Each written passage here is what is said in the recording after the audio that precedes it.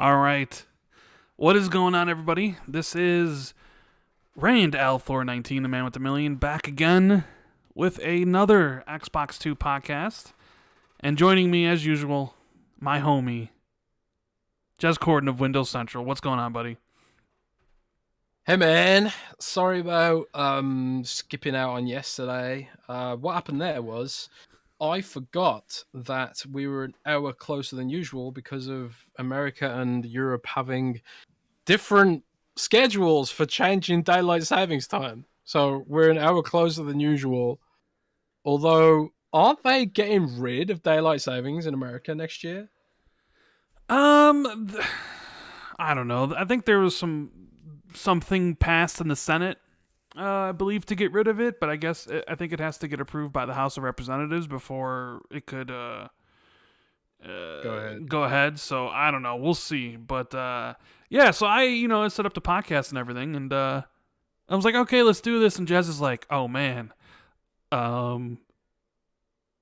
Yeah. it's like I won't be home for a little bit because I didn't think I still thought we had another hour, and I'm like, really, Jez? Because I told you and I told you beforehand. Don't forget, my clocks went an hour ahead, and you said no problem, and then you forgot about it. So Yeah. Well, I set alarms, but they were wrong too. So I don't know. Actually, it was just messed up. I missed meetings last week as well, so I got in trouble with my boss. Shout out to him. But I hate daylight savings and I hate time zones, and combine the two, and I hate them even more. isn't daylight savings changing for you this week? I don't know. Probably, maybe. It's usually. I think we're a week or two behind. I don't know. But we should be back to normal next week. I think probably. I don't know. But yeah, sorry about that. But we're here now, finally, and we've got quite a lot to talk about this week, don't we, Rand? Yeah. I mean, I have a bunch of stuff written down just to give myself a little reminder of some of the things that are going on. Some good, some not so good, right, Jess? Some not so good at all. Mixed bag. A mixed bag. A mixed bag of things. Although you've kind of been at the forefront of some of the reporting on these things, because like specifically the reactions regarding the initiative and how basically everybody's leaving the studio. Everybody seemed to have a hot take regarding that whole situation about whether or not it was good or whether or not it signals the downfall of Xbox Game Studios, and how Phil Spencer and Matt Booty can't build the studio to save their life or have quality studio. Like, the reactions ranged. It's just funny to see. And the interesting thing about it was, I think you told me this was going to happen 2 weeks ago when the information was going to come out. Because you had you had known about it, right? Yeah, I knew some things. And we'll talk about it in more depth in a bit. But it's not as bad. I don't think it's as bad as people are making out. But we'll talk about it in more depth in a minute. Yeah. Shout out to Space Dovakin for becoming the newest member of the channel. Appreciate it. And Flame, who's been a member for 10 months, says Gran Turismo, more like Craig Turismo, am I right? Gonna be a lovely show. Perfect thing to unwind after unlocking the true ending in Triangle Strategy. And Jones says 40% of cops are guilty of DV. Thank you guys for being here on this Saturday. You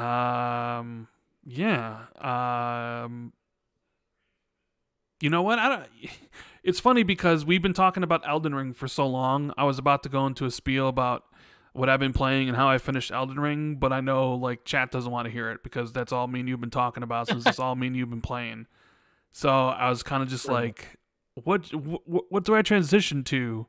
Because I haven't started anything new, because you ever come down, you finish like a great game and you just kind of feel empty and you don't want to start anything new.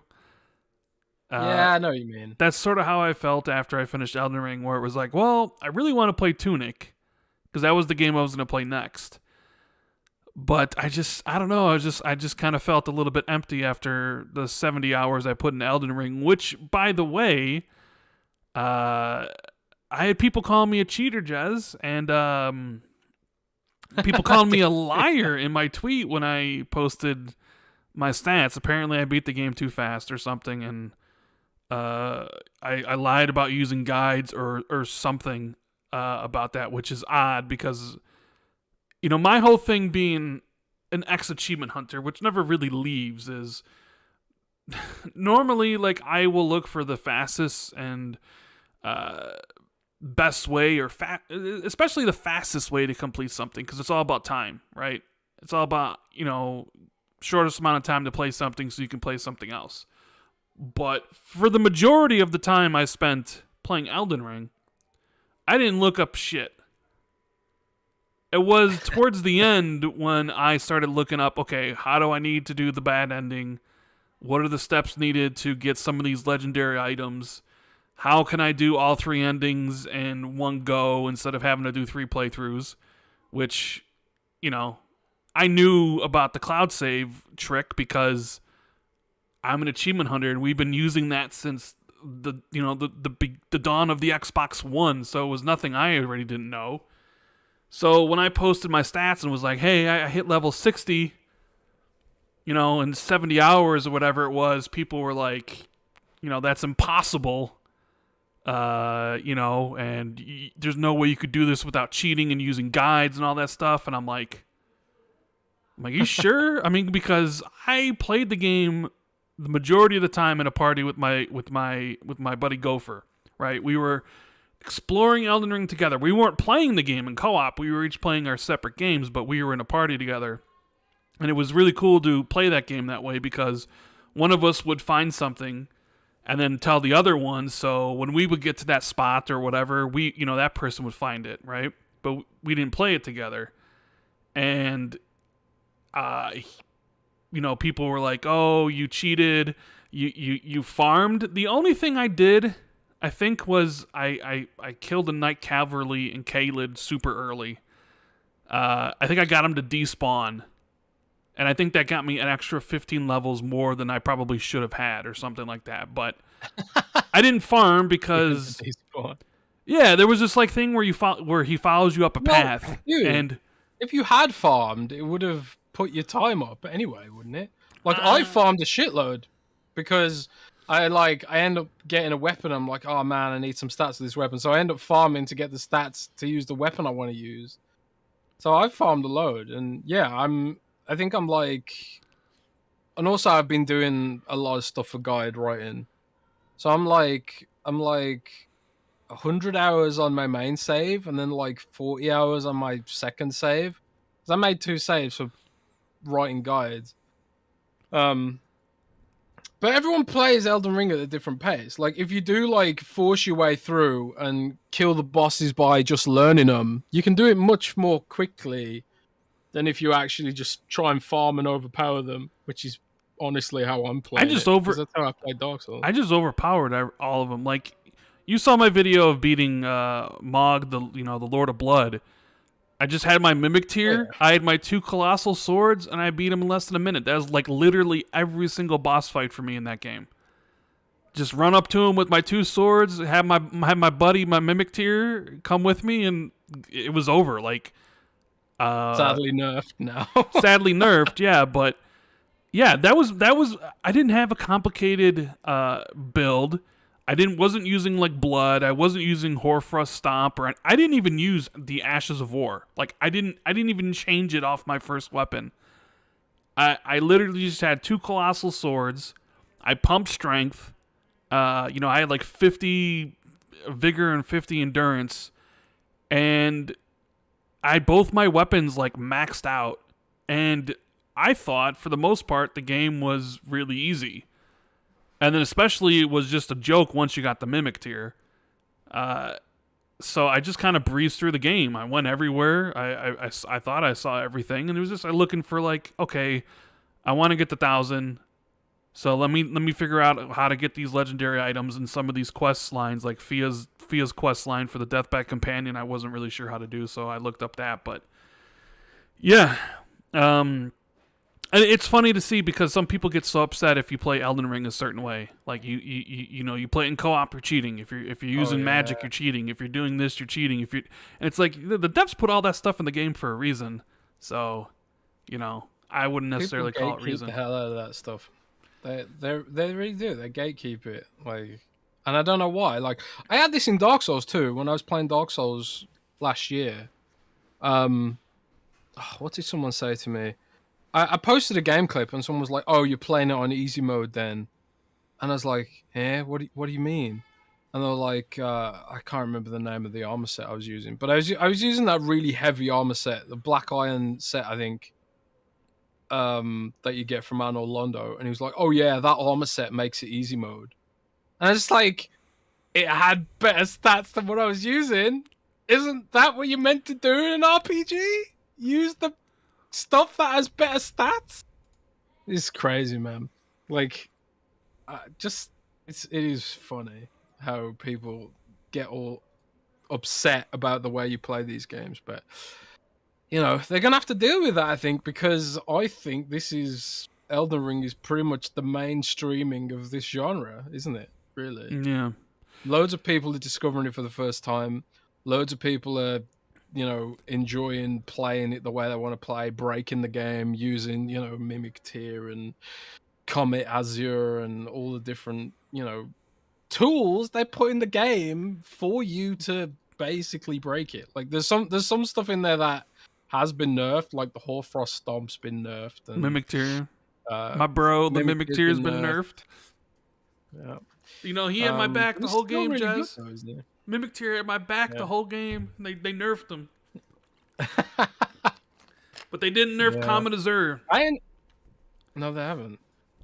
Comet Azure is not overpowered because Is if that the boss is that moves, is that usually- is that the spell where it's Amazing. like I see where people it's like just a stream of blue projectile just like destroying it's a Kamehameha. Yeah, okay, I figured as much. Yeah. But if the boss moves, then it's wasted, So it's situational. It has its trade-offs, And like I've been like I was grinding Radahn a bit because I wanted to help random noobs because I'd killed Radahn, and it's really easy if you want to like help a random player. It's really easy to do it at Radahn because it seems like a lot of people are stuck on him. So you put your summon sign down, no matter what level you are, you get instantly summoned to fight this boss. And I was grinding him because I wanted 3 points in dexterity to use as a spear that I found. And a load of people were trying to use Comet Azure to fight Radahn, but Radahn just kept moving out of it. Yeah. So it was like completely useless on him.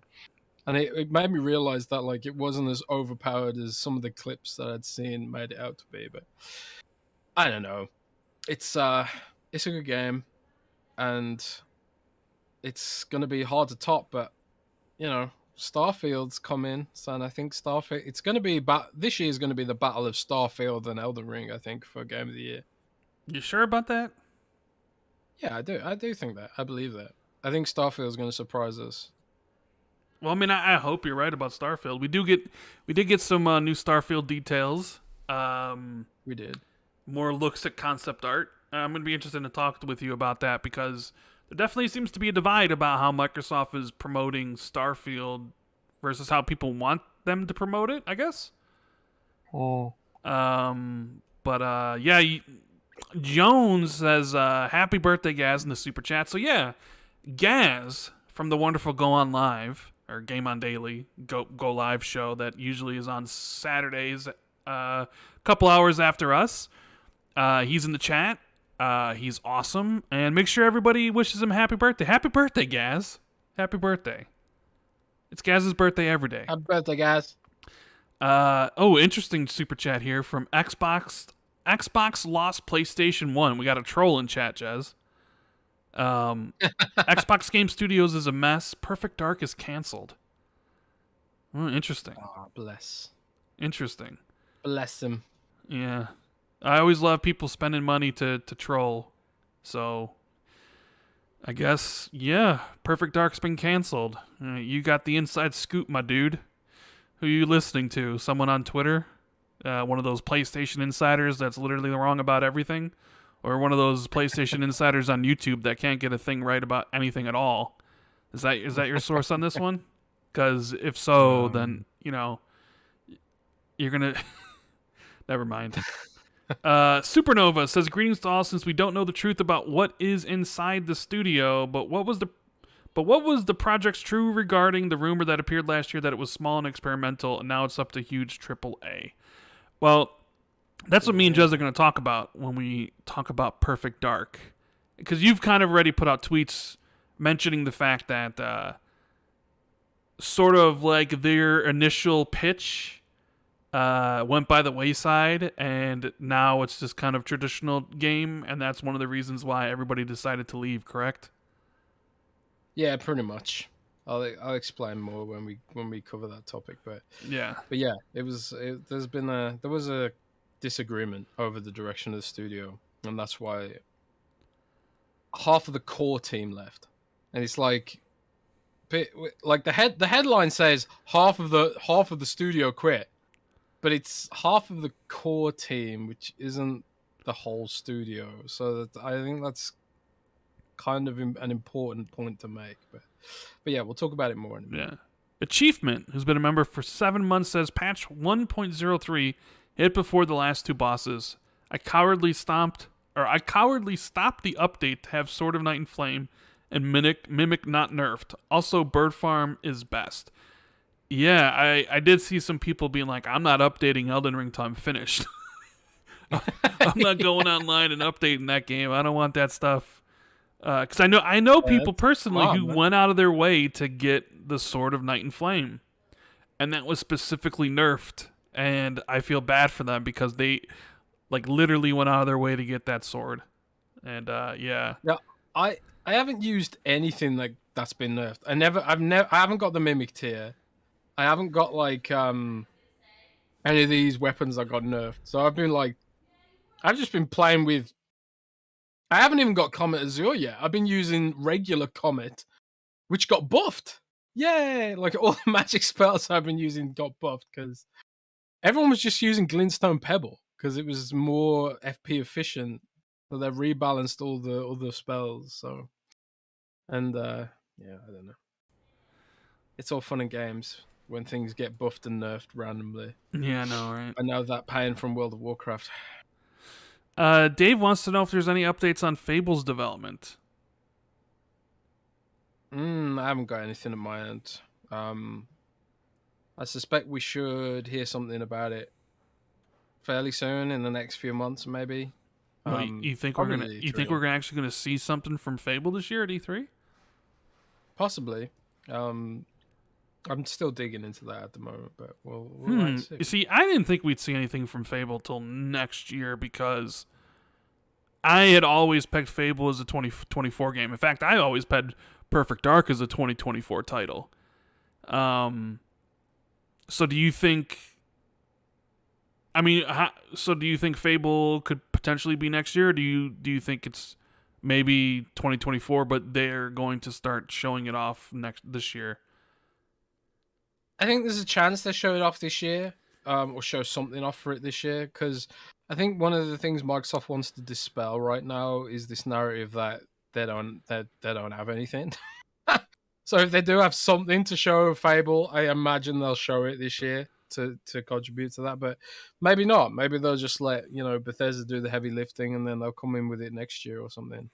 Because at the end of the day, they can't manufacture enough consoles to meet demand anyway. So it's not like there's a huge desperate competition between PlayStation and Xbox right now, because as we saw from was it MPD or European sales figures or something, Xbox actually outsold PlayStation in Europe, I think, if I remember right. Yes, that is true, which is something I never thought I would see.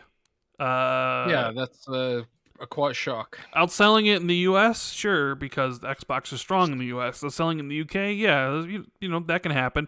Selling it in the entirety of the European nations that actually report, that was a bit surprising.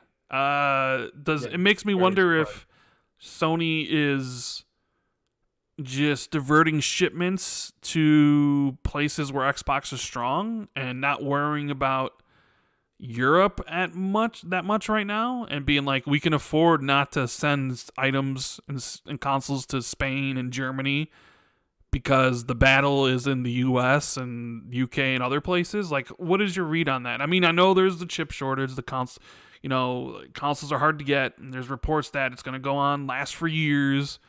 Yeah, this is not going away anytime soon. In fact, it's only going to get worse, I think. It's only going to get worse, you think? Yeah, it's going to get worse. It's definitely going to get worse because of this stuff in Ukraine. Like, Ukraine makes 50% of all the industrial grade neon that you need for semiconductors. So, and like the two main plants have shut down.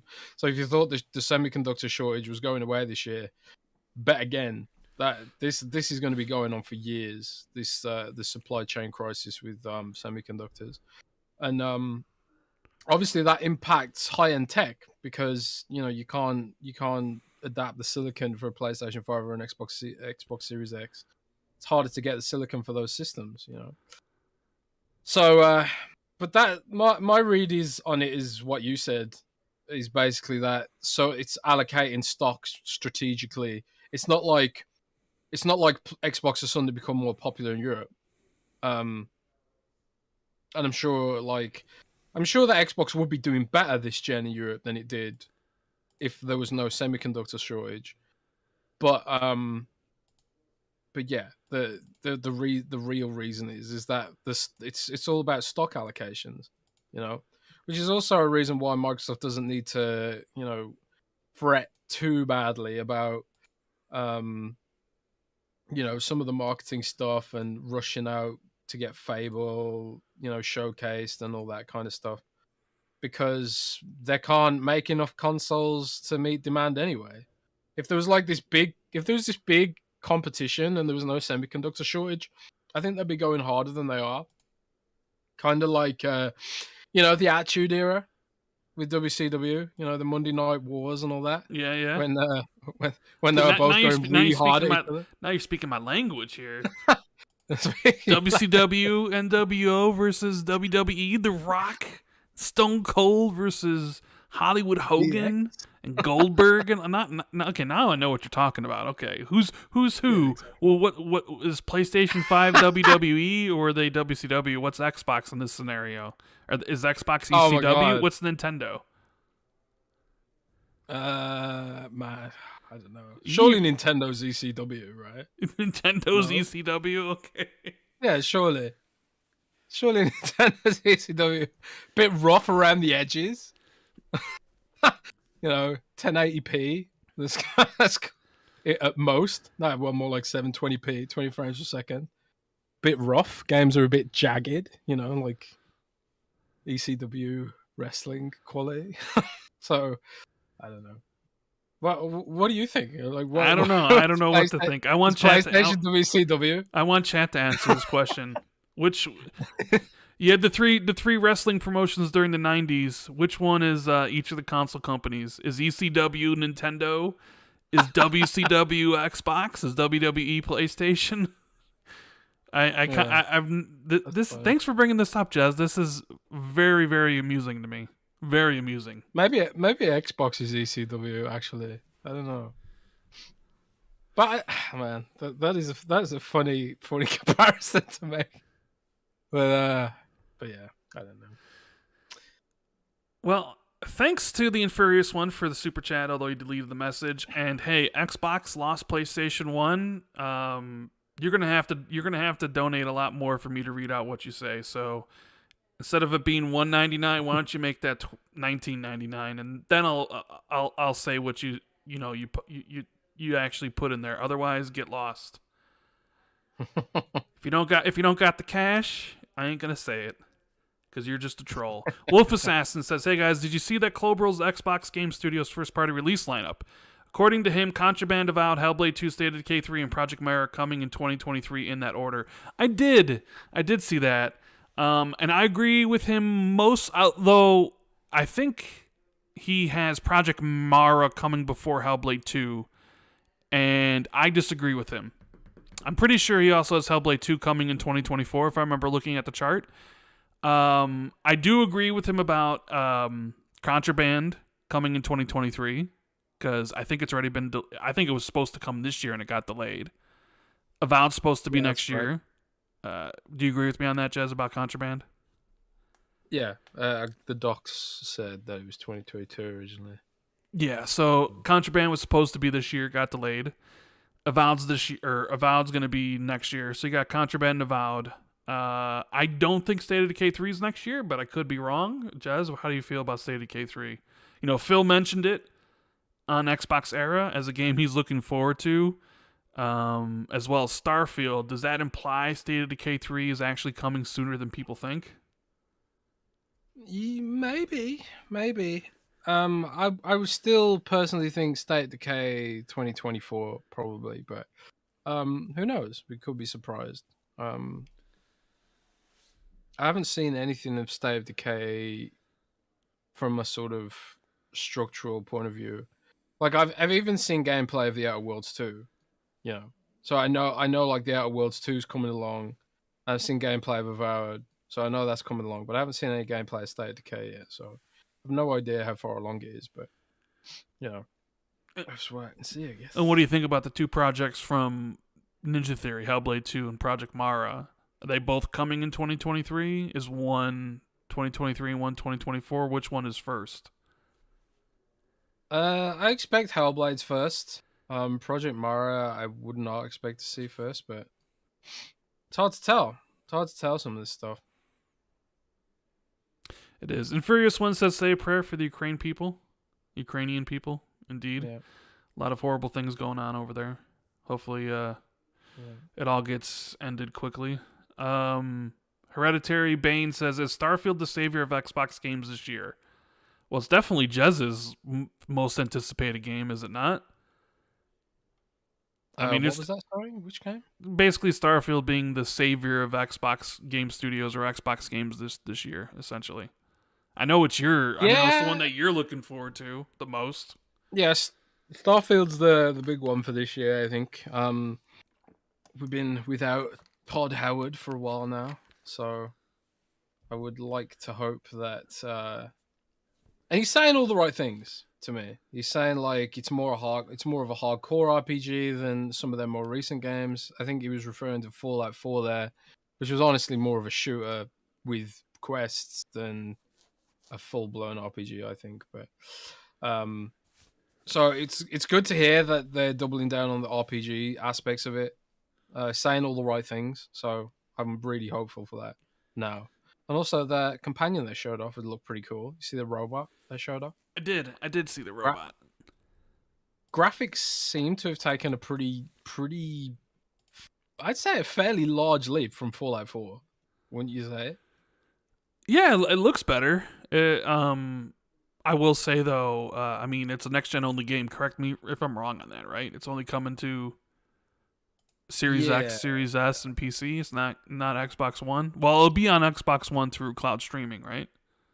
Yeah. I would not be surprised if we do see it eventually launch for past gen consoles, given the chip shortage. But maybe Microsoft will just be thinking like, yeah, we can use this to push cloud. But then again, cloud's affected by the chip shortage as well. So, you know, I think there's a fairly good chance it could come to past gen systems, but I don't know for sure yet.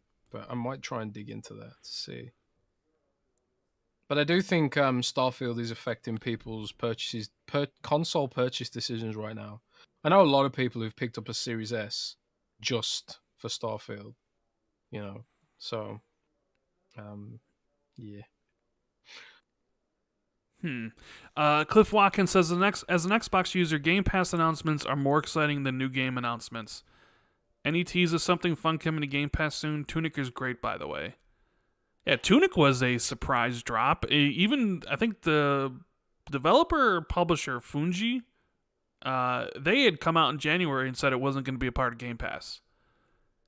And then lo and behold, interestingly, the day the game was supposed to launch, there still had not yet been a price announcement for the game. Nobody knew like what time the game was going to launch. and they had that Twitch ID at Xbox stream where they showed off some indie games. They have like, I think, announced like 12 games that are coming to Game Pass on day one, and Tunic was a surprise drop. It reviewed very well. I think it's like an 87 right now, with most of the reviews on PC. And people seem to be really enjoying it. I haven't gotten a chance to play it yet. Have you played it, or anybody you talk to played it? I know my friends like the game a lot. Yeah, I've seen. I haven't played it myself. No. I'm still playing Elden Ring, and also resubscribe to World of Oh, Warcraft. Jesus Christ. Help Jez out here. He's resubscribed to World of Warcraft. Unbelievable. It got a new patch, a new raid, man. What do you want from me? Weren't you talking about how man. bad it's been lately? Yeah. How there needs to be a World of Warcraft 2, but now aren't you sending them the wrong signals by resubscribing? Yes, I am. Okay. Yes, I am. I'm part of the problem. Yes, I regret everything, but this is addiction. What can I say? But yeah, I haven't played Tunic myself because of that. But as pertains to, do I know if there's any other Game Pass surprises like that? No, I don't.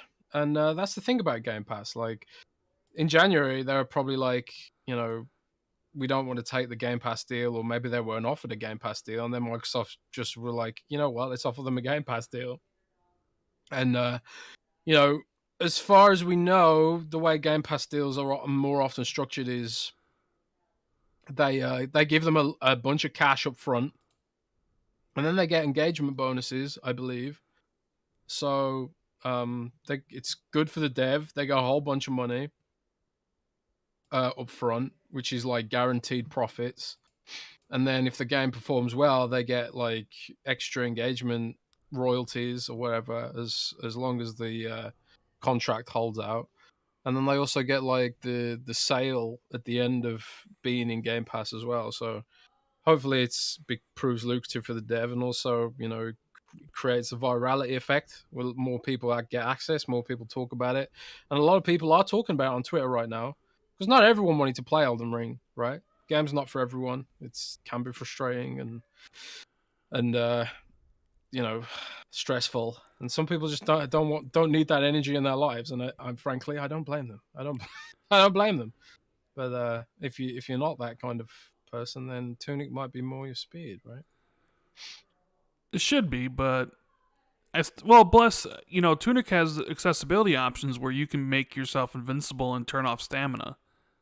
So for anybody who wants to play it and get the full experience where, you can die and you have to monitor your stamina, you can do that. But then anybody else who just wants to experience the world and marvel at, like some of its art design and stuff, like you can just be invincible and just play through the game and not have to worry about dying. I think Celeste is another game that incredible indie game that came out a couple years ago that did something very similar. Did you ever play Celeste? Yeah. I didn't play Celeste. It's really high up on my it's quite high up on my my backlog list. I got a backlog list that's ever expanding, but Celeste is fairly high up on Celeste it. Is incredible. Yeah, it's an incredible game, but it's a very, very hard platformer. And they basically put in these accessibility options where you can make the game as easy as you could basically fly in the game if you wanted to, and not have to worry about any of the platforming, which personally I think sort of ruins like the reason why the game is so great. But I mean, who am I to say if somebody just wants to just fly to the end of the game just to see the story and stuff? They made the game the way they wanted it to, and they wanted to let people of,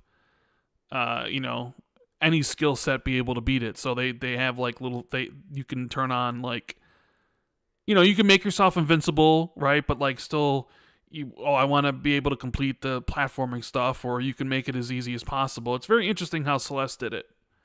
And Tunic has those same accessibility options. That's what people are saying that that From Software should do. Just put on invincibility and let people play it. But could you imagine? I shudder to think of the discourse, because I told you the discourse around accessibility and difficulty would rear its ugly head again. It did with Sifu, which came out a couple weeks before Elden Ring. Then it peaked with Elden Ring, and I was just like, it's gonna happen again. I would wonder what the Discord would be if From Software was like, you know what, for our next game, yeah, you can toggle on invincibility or whatever, and you can just play the game to your heart's content. I wonder how like the mega, gatekeeping Souls fans would take to that news, right? Yeah, it'd probably be seen as a betrayal. But Rand, back in my day, we had these things called cheats. Game Genie. Remember huh? those? Yes, Game Genie. I had one of those. Not even the Game Genie, man. Like Cheat codes? I used to play Like Contra? cheat codes. Like Contra, get you 40 extra lives, beat the game? Yeah. Nah, man. It was all about Grand Theft Auto, spawning a Ooh. tank, Yeah. and then just driving. I'll be honest, right? When I played Grand Theft Auto as a kid, I didn't even know it had a story. I just used to spawn a tank, drive around, and run everything over. My brother I didn't was even the know it had a same story. way. My brother was the same way. Every time I'd see him playing like Grand Theft Auto 3 or whatever, he would be he'd just be in a tank destroying whatever in the city. That's how he loved to play that game. So I know exactly what you're talking about, because my brother used to do the same exact thing. He'd turn on like God mode and get in the tank and just destroy everything, and he thought it was the greatest thing ever. I used to put God mode on and then like go into a hospital and have like a hour-long shootout with police, and they just like come through the door and then I just mow them down, you know. But honestly, I didn't even know that those games had a story, especially like GTA 1 and 2. Like, I just thought they were sandbox mayhem games or something. But I don't think I actually completed a Grand Theft Auto storyline until GTA 4. It's hilarious. But also those like cheat cartridges and stuff like the Game Genie. I used when I was a kid again. I can't remember what the Game Genie was for the Sega Genesis, right? Or was there a Nintendo version as well? I can't remember. I want to say I had it for the NES. I want to say. Yeah, maybe. I had some cheat cartridge for my Super Nintendo, and I used that to play Super Mario Brothers and unlock the Star Road and all that stuff, because I didn't know how to do it otherwise. Like it wasn't straightforward, and it's not like I could look it up online back then. And friends at school were like, "Oh yeah, get a Game Genie, you can unlock the secret Star Road," and I was like, "Oh wow, that sounds really cool. I want to unlock the Star Road." I didn't have any idea how to do it legitimately, so we use one of these cheat cartridges to do it. But I do wonder why cheat codes aren't a thing anymore. Because why not, right? Oh well. Well, I mean, yeah, I've thought about that too. Some games will sell them to you as like kind of like microtransactions, you know? Like Assassin's Creed giving you the ability to like level up faster and stuff, like kind of was like, oh, remember when we used to be able to do that with cheat codes? Yeah, it just kind of found its way out of gaming for whatever reason. Good old Ubisoft. Yeah, your favorite. But hey, if you guys are enjoying the show, me and Jez would really appreciate it if you share this out since we're live. Hit that like button. I don't know. Let's see if we can get to like 500 likes before the show's over. Probably not, but you know that's something to aim for. So we really appreciate you guys being here. Jacqueline, a buddy of mine, says, "Gents, is there a reason why Xbox hasn't invested in support studios with these dev hell stories? It makes me wonder why Armature or someone is, I'm assuming, isn't picked up." That's an interesting support point. Studios. It seems like I think I read something where. God, what was the studio that's supposedly working on Perfect Dark with Crystal Dynamics Initiative? Certain Affinity. Certain Affinity. Like, they also work with Halo and Halo Infinite. It makes you wonder why Xbox just doesn't buy them too, right? Yeah, I do think Microsoft should just buy Certain Affinity. Like, Certain Affinity are working on Battle Royale mode for Halo Infinite. Well, are you sure it's a Battle Royale mode? Yeah, I'm not putting that out there. It's not. It doesn't It's matter. like You Warzone. just said it. It'll be an article in an hour on a website, and Oh, then great. sourcing on Jez Corden's latest episode of the Xbox Two podcast. He just No, confirmed no, that no, no. Certain Affinity is indeed working on a battle royale for Halo Infinite that we may No, no, see no, in 2025. no, no, no, no. It's not. It's not a battle royale mode. It's like I think it's like Warzone 2.0. It's not. It's not a battle royale like a traditional battle royale mode, but it's like big scale. I think it'll scratch that battle royale itch while also being without just being like a copycat sort of thing. So yeah, Certain Affinity's working on that, but they're also contributing assets to Perfect Dark as well. I've been told about that. So yeah, I think they should just bloody buy them, And if they are using support studios, obviously, all the time. But another thing about support studios is they're in really high demand right now because they're already set up for remote work, which is in high demand because the pandemic that's still going on that everyone's sort of forgotten about but that hasn't actually ended. But um, a lot of studios are going remote, and actually Microsoft's making some announcements next week about remote work for game devs and stuff, GDC. So that'll be interesting to look out for if you're a dev. But it's that's all the new hotness now. So I do agree with the chap who super chatted that they do need to look out for support studios, and Certain Affinities at least certainly fits the bill. Certainly it fits the bill. You see what I did there? Yeah, I did. No, I do want to say I think Certain Affinity is owned by Tencent, Oh, aren't they're they? owned. Oh, Or they bought they that have some Lando, stake. yeah, Tencent yeah. has some stake in them. Maybe I could be Oh, wrong about. maybe. It's hard to remember who Tencent owns these days. Yeah, they Um, just own everyone, don't they? Jones says, "Are you guys going to discuss the Quantum TV saga? That whole thing with Mischief, and Review Tech USA." Yeah. I have no idea what you're talking about. I have no idea I'm either. assuming this is YouTube drama. I don't really. You'd have Yeah, to I don't explain know. because I don't I literally have no clue what you're talking about with Quantum TV. And I mean, I know who Richard Review Tech is, but I don't know who Quantum TV is, and I don't know who Mischief is or what's going on there. So I am completely Yeah, I in have the no dark. idea who these people are. Yeah.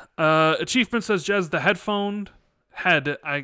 Jez the headphone head. I got some Galaxy Bud Pros to pair with my Z Fold 3. Should I return it for something better? They were $60 off. I'm actually using the Galaxy Buds Pro right now for the podcast. I quite like them. Yeah, I think they're pretty good. I mean, depends if you think they're comfortable because they do have a strange fit. I think for some people's ears, but I like mine. Like I use them all the time, so Okay. I think they're fine. Supernova wants to know, Jazz, a question directed to you in your face. Who is the best magic system in world details? Hogwarts or Avad with a bunch of shrimp emojis? I actually haven't watched the Hogwarts gameplay trailer yet, so I can't really pass judgment. Did you watch the Hogwarts gameplay trailer? Um, no, I did. I watched like a 3-minute trailer for it. I didn't watch the whole 20-minute thing. Hmm. You're not a Harry Potter fan. You're not a No, wizard. I mean, I've read the books. I've seen the movies. It's my sister's favorite thing of all time. It's my But girlfriend's favorite thing. just because I like a property doesn't mean, number one, it's actually going to be a good game, and two, doesn't mean I'm actually going to want to play it. So we'll have to wait and see. I don't know. We'll see. I don't know. I don't know if I want to play a Harry Potter game, to be honest with you. I played a whole bunch of Harry Potter games during the 360 era, and most of them weren't very good. Is this one going to be good? Maybe, maybe not. I'm going to take a wait and see approach on this one. But, Yeah. you know. And also, I honestly don't really know how the magic system works in Avowed either. I've seen some of the spell designs, and obviously in Pillars of Eternity, it operates on a sort of cantrips kind of system from Dungeons and Dragons, where you equip the spells and you can only use them so many times before you have to rest and stuff like that. I have no idea if they're going to go in with that kind of system or something more like gamey, like with the mana bar and mana potions and stuff like that. I don't know. But just have to wait and find out, I guess. Mm. Achievement says Celeste looks better on a PC monitor than a 4K television. I love Celeste. I actually kind of want to go and play that game again.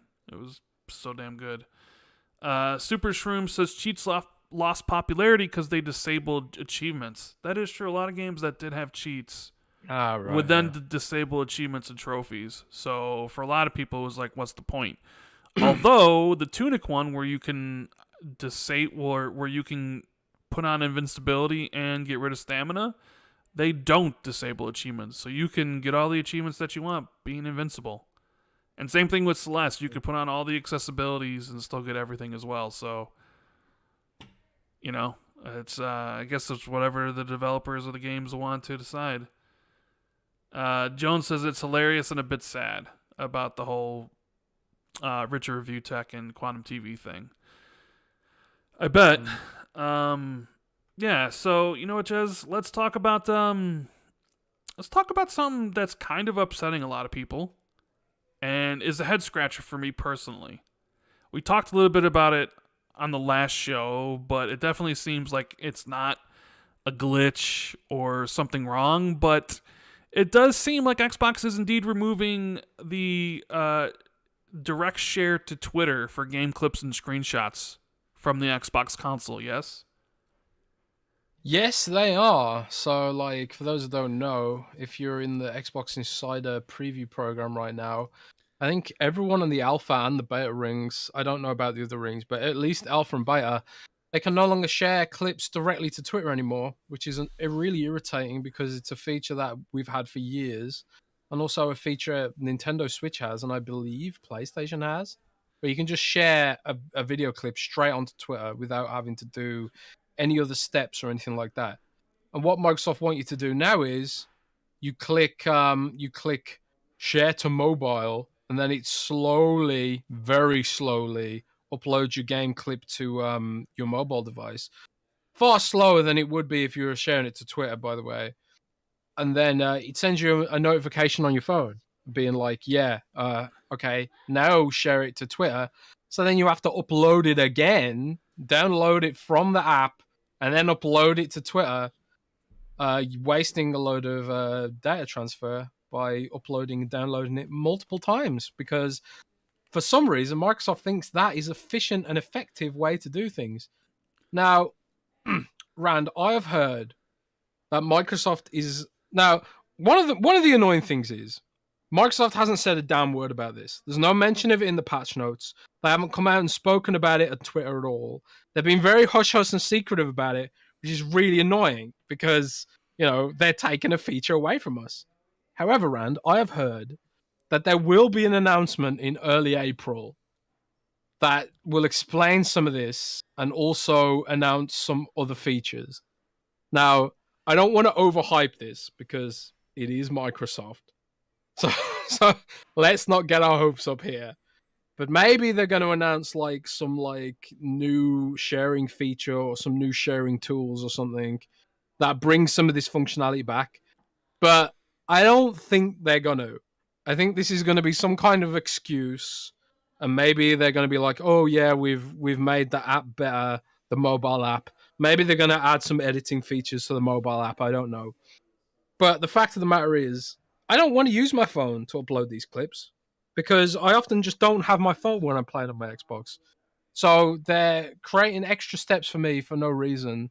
And maybe this is designed to drive engagement and being like, and they can report in their little documents, oh, look how much engagement we got on the mobile app this month.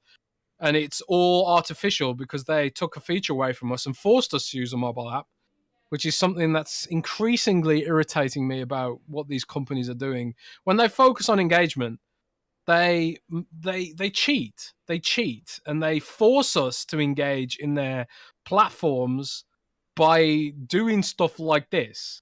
You know, manipulating our behavior and our workflow by forcing us to use these apps and these features that we don't want to use. We've had direct sharing to Twitter for years. There was no reason to take it away. just fucking put it back. Okay, just put it back, and we'll say no more about it. We'll forgive you, and we'll just say no more about it. How about that? Just put it back, Microsoft. Nobody wants this. Just put it back. Just put it back. Yeah, Okay, thanks, it's a bit odd. It's a bit odd. Because to nobody me, wants this. It's dumb. like sharing to Twitter, direct sharing from the console, whether it's clips and screenshots, it's like basically free marketing, not only for whatever game you're playing, but for the console. Like I've seen the hashtag Xbox share trend, and it only trends because people are using that hashtag because it's automatically put in there, and it just there has to be a reason for this. And I know a part of me is like, yeah, we've talked on this podcast before about how Microsoft and Xbox do make decisions that scratch your head because they sometimes will decide that, they'll make their decisions based on data, right? Engagement. So you think like, okay, well, someone built the Xbox app to do, because when this Xbox app came out, it didn't have this whole clip sharing, all that stuff. That was built in. So part of me wonders maybe if there's like some political stuff going on where it's just like, we built this for the app and we need to move people over to mobile, right? We need to get more engagement on the mobile side. And what do people do on the console that maybe we can sort of force them into the app? And it's like, well, clips and screenshots, and it's like, okay, well, yeah, I think we could do that because the experience of sharing on the console was horrible anyways. To the point where a lot of the times I didn't even want to share anything just because of how awful it was. You sit there, you take a clip, right? And then you sit there and you're like, okay, well, how much of this do I want to trim? Okay, I got to wait for it to be uploaded to the Xbox network. I got to trim it, which the trimming sometimes would fail. Like the experience of sharing, especially like not screenshots, that was pretty simple and easy, but of sharing a clip that you wanted to that you had out to the world was awful. And it's so easy on Nintendo and it's so easy on PlayStation by comparison that you just kind of like sat there and you're like, oh, how is it like this? It is sad. It is sad and depressing that the Nintendo Switch, which is a severely underpowered and old system, has more smooth clip trimming than the Xbox Series X. How do you screw that up in an age of TikTok and video sharing? I don't get it. Rand, if I had to make a prediction right now, this is what I think is going to happen. I think Microsoft's going to announce in early April that they've got a new suite of video editing tools that are exclusive to the app. And I think the reason they're doing it this way is because they acknowledge that the game DVR sucks.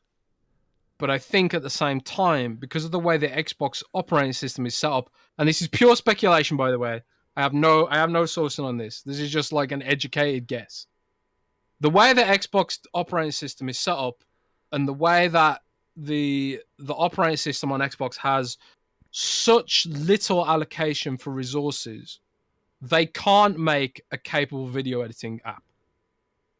In Microsoft as a company, just sucks at video editing. The Photos app on Windows 11 sucks at video editing. All their tools for video editing and video encoding, they all suck across all of their platforms. And they haven't invested anything in it.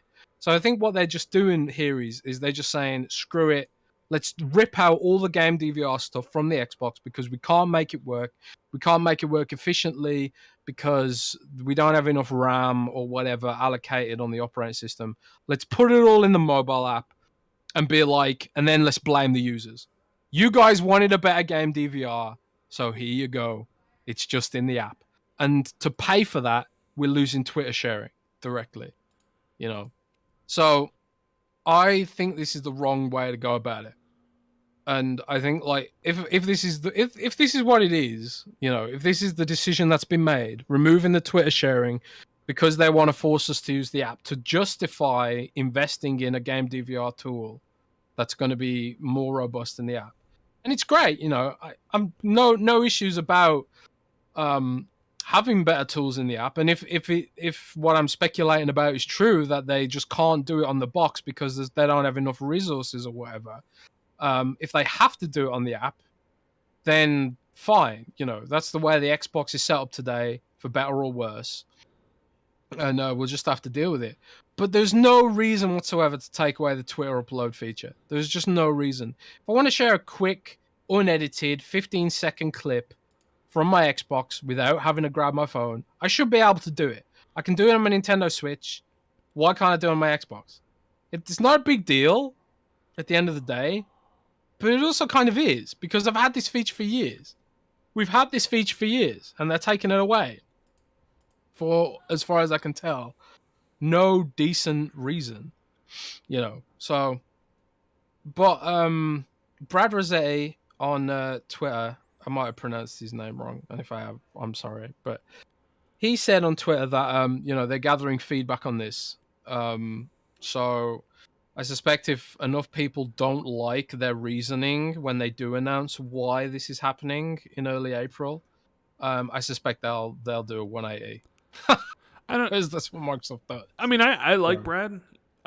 He's cool, and I mean, he's just doing his job. But like, come on, you guys. I don't think it's Brad. No, I know it. I know it's not Brad. He's just doing his job. But like, you guys have heard enough feedback about what people want. Like, I know, you know what I'm saying. It's like, it. I don't know. Like the idea of like Jason Ronald going out there and saying, hey, we're going to fix the game DVR and look at achievements, which, one, I never believed about the achievement thing, because I've heard that whole we're going to look at achievements thing for 6 years now, and nothing ever comes out of it because Microsoft doesn't value achievements whatsoever, right? Even though they should, even though there's ways where you can build the whole career system that we talked about with Mike Ybarra years ago, where you can sort of kind of make people more loyal to the brand by giving them different like levels and numbers and all that stuff, all that sort of manipulative stuff that you can do. They didn't bother doing it because it wasn't deemed necessary enough. There was other things that they were doing that had higher priority. So like, I never believe it when I've had people so high up at Xbox tell me they were going to change things with the achievements that never came to fruition. And I always still think back to that. And I was like, wow, that never happened and whatever. But like, the game DVR has been a problem since the Xbox One, right? And Jason said they were going to fix it. And it's like, you're going to fix it. That's great. I hope so, because it's not very good. But then you're going to get rid of the direct share to Twitter. Like, the reason why it exists in the first place, the reason why there's a share button on the controller, like the only new thing you put on the controller is the share button, and you're going to get rid of it so you can potentially drive engagements on the mobile app. I don't know. It's just very odd. I mean, I actually use the app. That's how I share my Elden Ring stuff. I actually like using the Xbox app on the phone better than actually direct sharing to Twitter. It's like, whatever, here's the clip, boom, it uploads in the background. I get a notification on my phone, open it up, download it, and then I can do whatever I want with it.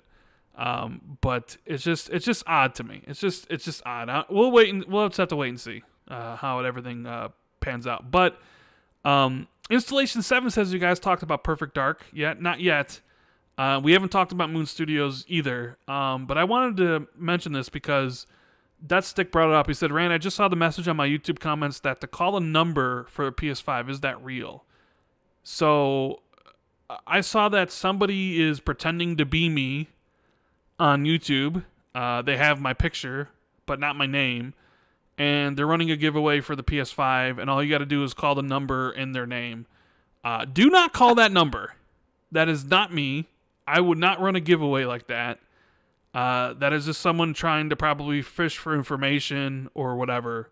That's so weird. So, yeah, if you see that, just block that person. It is not me. I would not ask people to call some number to win a PS5. And normally I don't even post in YouTube comments.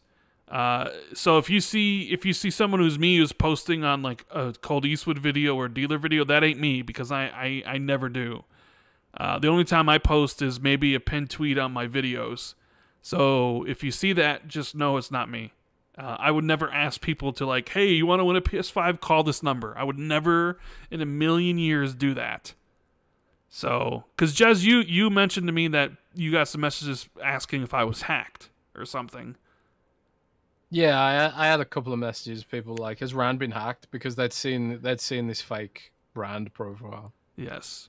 So So it is not me. It's just someone just using my picture, and YouTube's whole system is, you can kind of it. They used to have this thing where you could click on the profile and then take them to the YouTube channel they're associated to, and that would obviously solve everybody's problems. But they don't. They don't do that anymore. So anybody can, basically, impersonate anybody else, right? I'll have to go through and try to find them on my channel and just get rid of them. But yeah, that's not me. So I figured let's talk about Perfect Dark, shall we? Since people asked about Perfect Dark, because this was sort of the big news of the week. You wake up, you're like, oh, what sort of news is there going to be in the gaming industry? And I think this dropped on Monday or Tuesday. I'm not sure I don't remember what day it was.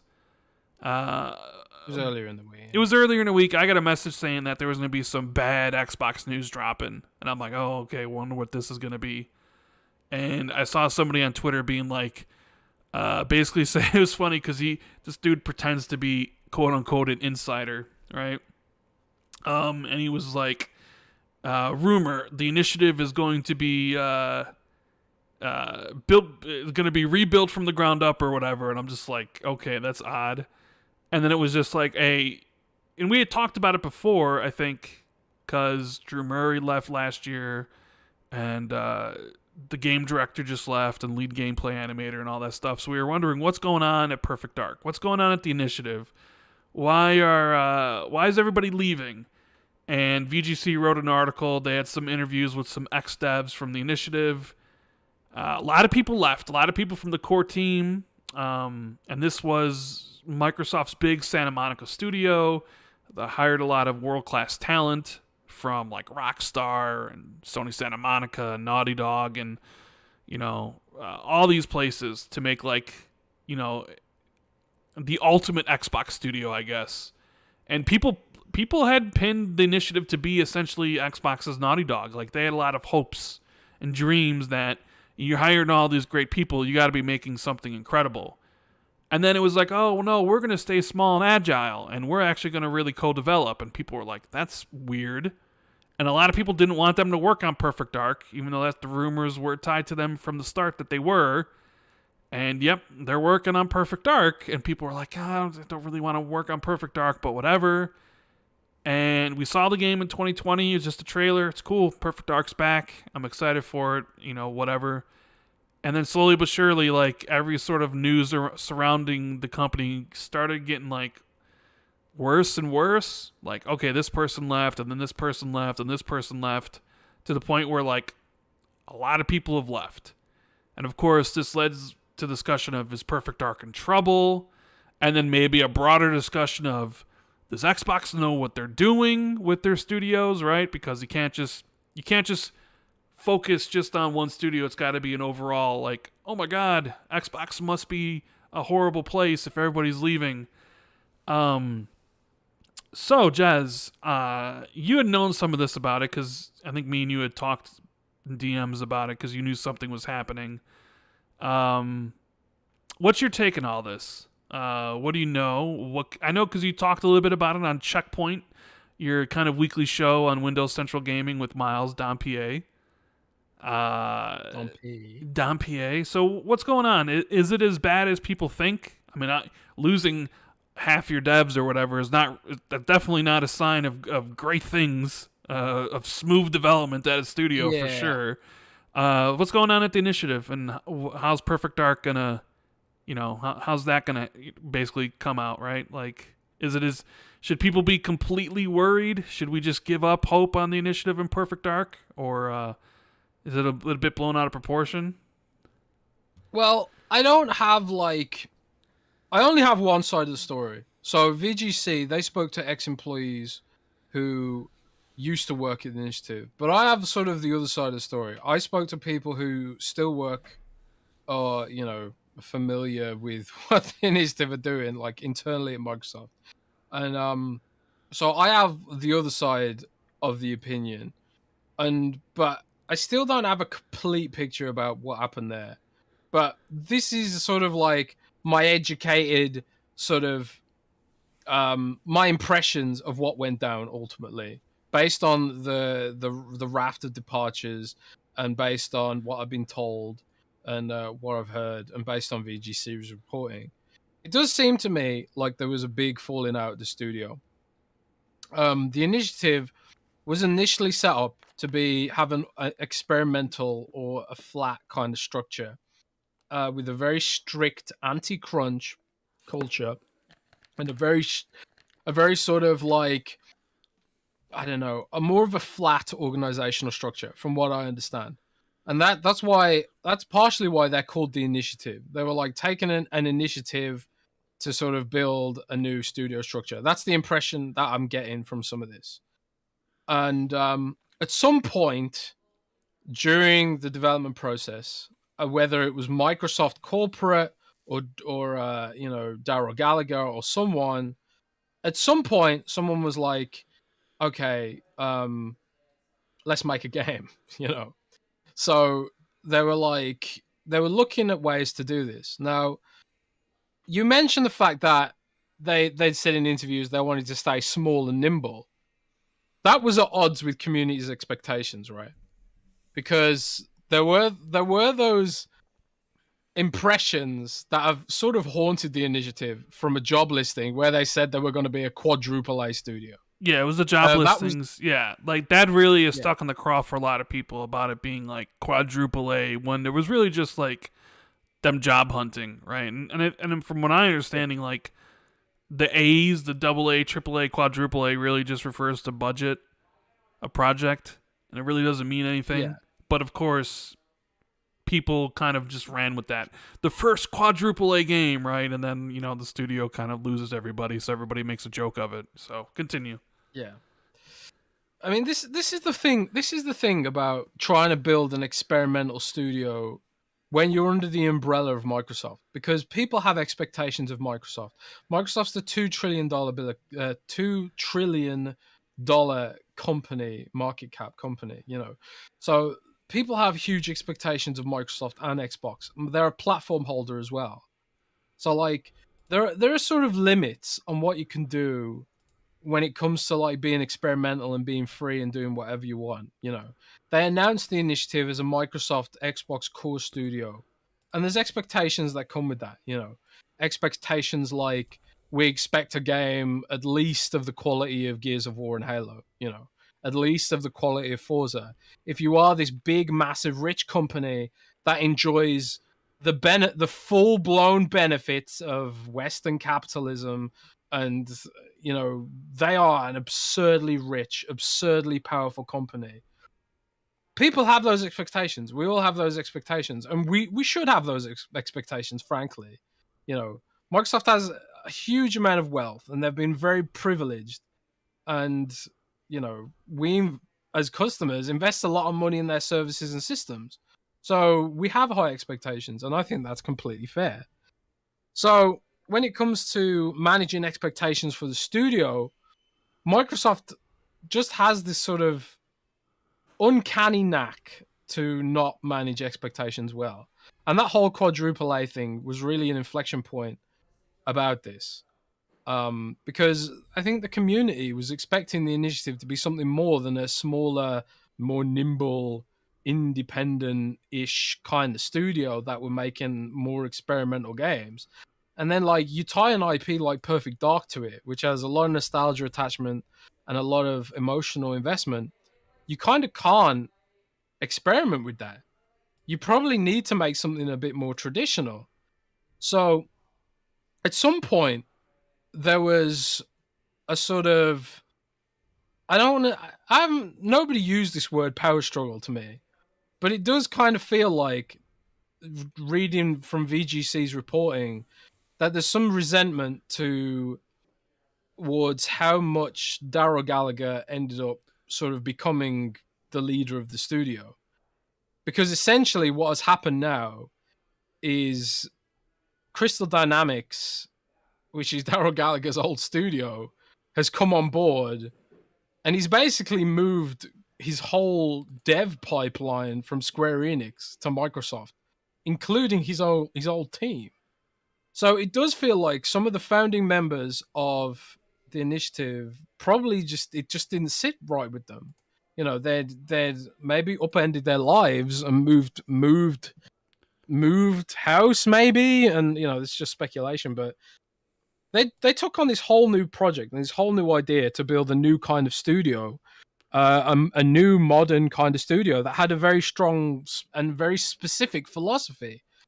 But it does feel like that there was just a disagreement over how to proceed with this, and with a more traditional structure where, you know, you have a centralized sort of, you know, vision for the game and people sort of pull in one direction. Now, I haven't been a fly on the wall in the studio, and I haven't spoken to anyone who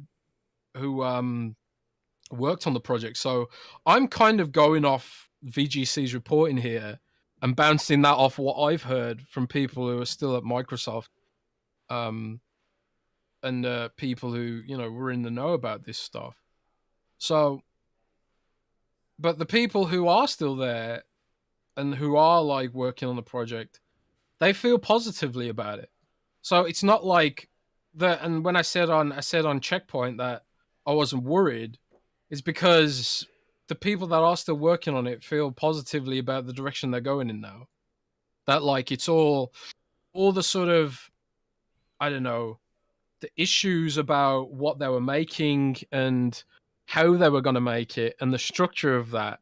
There's less uncertainty now than there was, basically. Now, does that mean that Perfect Dark's going to be a great game? I have no idea. I have no idea whatsoever. We haven't seen anything about it, and I was given very, very limited information and access about what to expect on that. And I didn't want to pry either. I didn't want to push anything, and I didn't want to beg for information, you know, because I don't really do that. But so we don't know if it's going to lead to a better game or whatever. But it does feel like that, you know, the impression I got was that people were feeling positively about it, which made me feel positively about it. Which is why right now I'm not freaking out and panicking about it. You know, there was a lot. It was used in a lot of fanboys and console war stuff came out as a result of this. Like, you know, Phil Spencer was trending after VGC's report, and people were laying a lot of blame at his feet.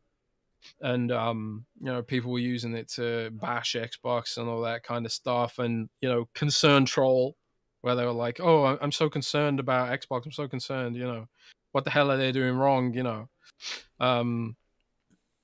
And, you know, I did say on Checkpoint that they do have this perception of, they have created this perception of not meeting expectations. You know, so even though like there is concern trolling, there's also cause maybe for genuine concern, because Microsoft has built up this, you know, crackdown, scalebound, you know, even as far back as Phantom Dust, you know, Microsoft just seems to have this sort of issue where they can't all pull in one direction. Like, you can see it in Halo Infinite. Like, when you play Halo Infinite, it's kind of clear that there were changes in direction as you go through the story, you know, and the way some of the stories presented, it does feel like it was shoehorned in late in development after a direction change. And we, like, some people have reported on that has been the case. So is that indicative of a broader corporate culture issue at Microsoft? Possibly. You know, I've heard that one of the reasons why the Xbox app on Windows 11 and 10 is so bad is because there is this battle, you know, where different organizations want control over a project, like the Windows Store team on the Windows side and the Xbox Store team on the Xbox side, fighting over which parts of the product they're responsible for, rather than all pulling in the same direction. So maybe there is an issue, and I even see this in my own company, right? Where like there's you have these big corporations with a sort of a less fluid managerial structure, and people like want to be protective over their turf almost, and it creates these kind of contentions and these issues. And at some point, maybe the only sort of recourse is to actually just leave the company, and maybe some people perfect the initiative and working on Perfect Dark, they felt so slighted and sidelined by the change in direction and going with Crystal Dynamics and having a more traditional developer pipeline, that they were just like, well, the whole reason I joined the studio is no longer valid, so I'm going to leave. So I do think there was some upheaval, and I don't think it was just regular staff turnover. um so some of it is, yeah, because game devs, as game devs move through the development pipeline, people move on to different projects. And apparently in the dev culture in that state and that county, I was told, is very much like that. But I do think there is definitely an element of people felt slighted and sidelined, and the whole reason for them joining that studio in the first place was no longer valid. So was there upheaval? Probably. Is it going to result in a worse game? Probably not. I think it's probably going to result in a better game. I want to believe that. And ultimately, as customers, that's the only thing that really matters to me as someone who writes for the Xbox community, is, are we getting a good game out of this at the end? Obviously, as I want the devs to be happy and feel fulfilled and all that kind of stuff as well. But um, you know, for customers and paying customers and people who invest in the platform, the thing that matters is, are we going to get a good game out of it? And that's Microsoft's responsibility at the end of the day, is to make sure that the people who invest in their platform, subscribe to their services, are getting value for money. And the decision to do this was ultimately with that in mind, I think. I believe that. So, am I worried about Perfect Dark? No. Do I think it's going to be a great game? I have no idea. But I do believe the people I spoke to that it's moving in the right direction. And I guess time will tell. That's all that we can say now at this point, really. I mean, what do you think? What is your take? Well, first off, I think this is one of the reasons why you acquire studios that already exist with a healthy culture and a steady workflow, instead of building from the ground up. We hardly see any of the platform holders build studios from the ground up because it takes incredibly long time. It's just much easier just to acquire Housemarque and to acquire Ninja Theory and Obsidian, that already have a corporate the culture already there and workflow already there. And all you need to do is just like, all right, we here's the money, just go make what you want. So this I see as more of a just, hey, we wanted to build our own studio to do something, and it failed. It just failed. They couldn't come to terms, or they couldn't figure out what sort of game they wanted to build. They hired a lot of really incredible talent because they wanted to make like a name for themselves, but sometimes when a lot of that talent clashes and they couldn't work together, figure out, and it probably doesn't help that everything had to be work from home too at the same time. You're building a new studio, but then suddenly you also have to work from home.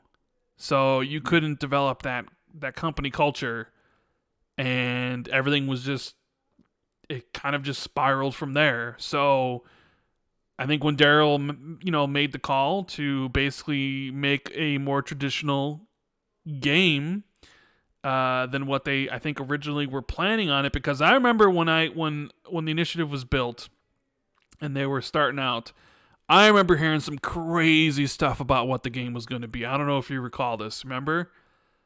Like, vaguely remind us. There was like crazy rumors that it was going to be like Perfect Dark, but not really. Maybe episodic in nature, like a whole bunch of stuff. Some really weird concepts that they were going to try.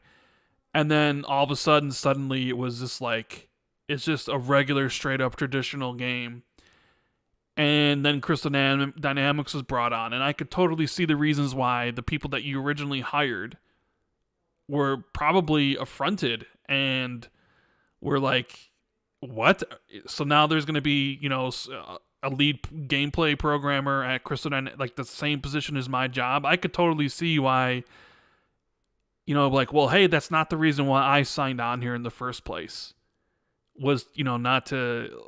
So, like, yeah, I totally get why all those people decided to leave, because we already see how often it is how hard it is for a lot of these companies to hire these days. So their skill set was probably really in demand. They probably had a nice little, they worked there at the coalition for 2 to 3 years, and now they're probably off making better money somewhere else simply because of how hard it is to hire people these days. And then the other thing that stood out to me as part of the VGC thing was that the leniency of Microsoft was talked about. How there's really no timetable on this stuff, that Microsoft is very lenient when it comes to these sort of things, which is a great thing, but also maybe is a bad thing. I know a lot of people think that Microsoft was a little bit more lenient on 343 than maybe they should have been. And some people say that Halo's suffering because of it. Maybe that's true, maybe it's not. I don't know.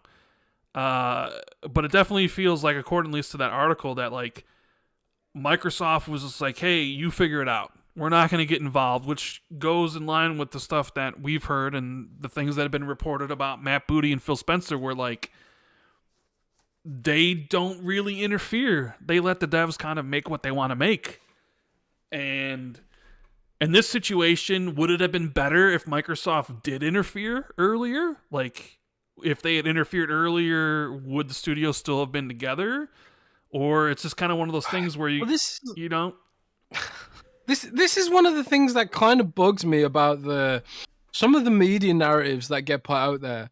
Like, you'll get an article where people are like, Naughty Dog is hardcore crunch studio, and everyone was crunching really hard and treated really badly. And then the same outlets will go ahead and give their games like 9.5 out of 10 or 10 out of 10 across the board because they made an amazing game. But then like Microsoft, they'll follow that criticism and be like, "Oh, okay, crunch is bad. Let's not do crunch. We'll mandate an anti-crunch culture across the whole company." And there's no, suddenly that doesn't matter anymore.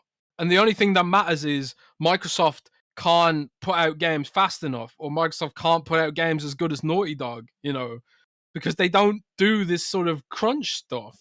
And they're not so hardcore, and they don't crack the whip as hard. So then it's like, so what does the media want now? Do they want Microsoft to crack the whip, and sort of, do they want them to be hardcore crunch kind of developer pipeline, or do they want them to be more lenient and sort of almost take a more of a sort of big budget indie approach to game development?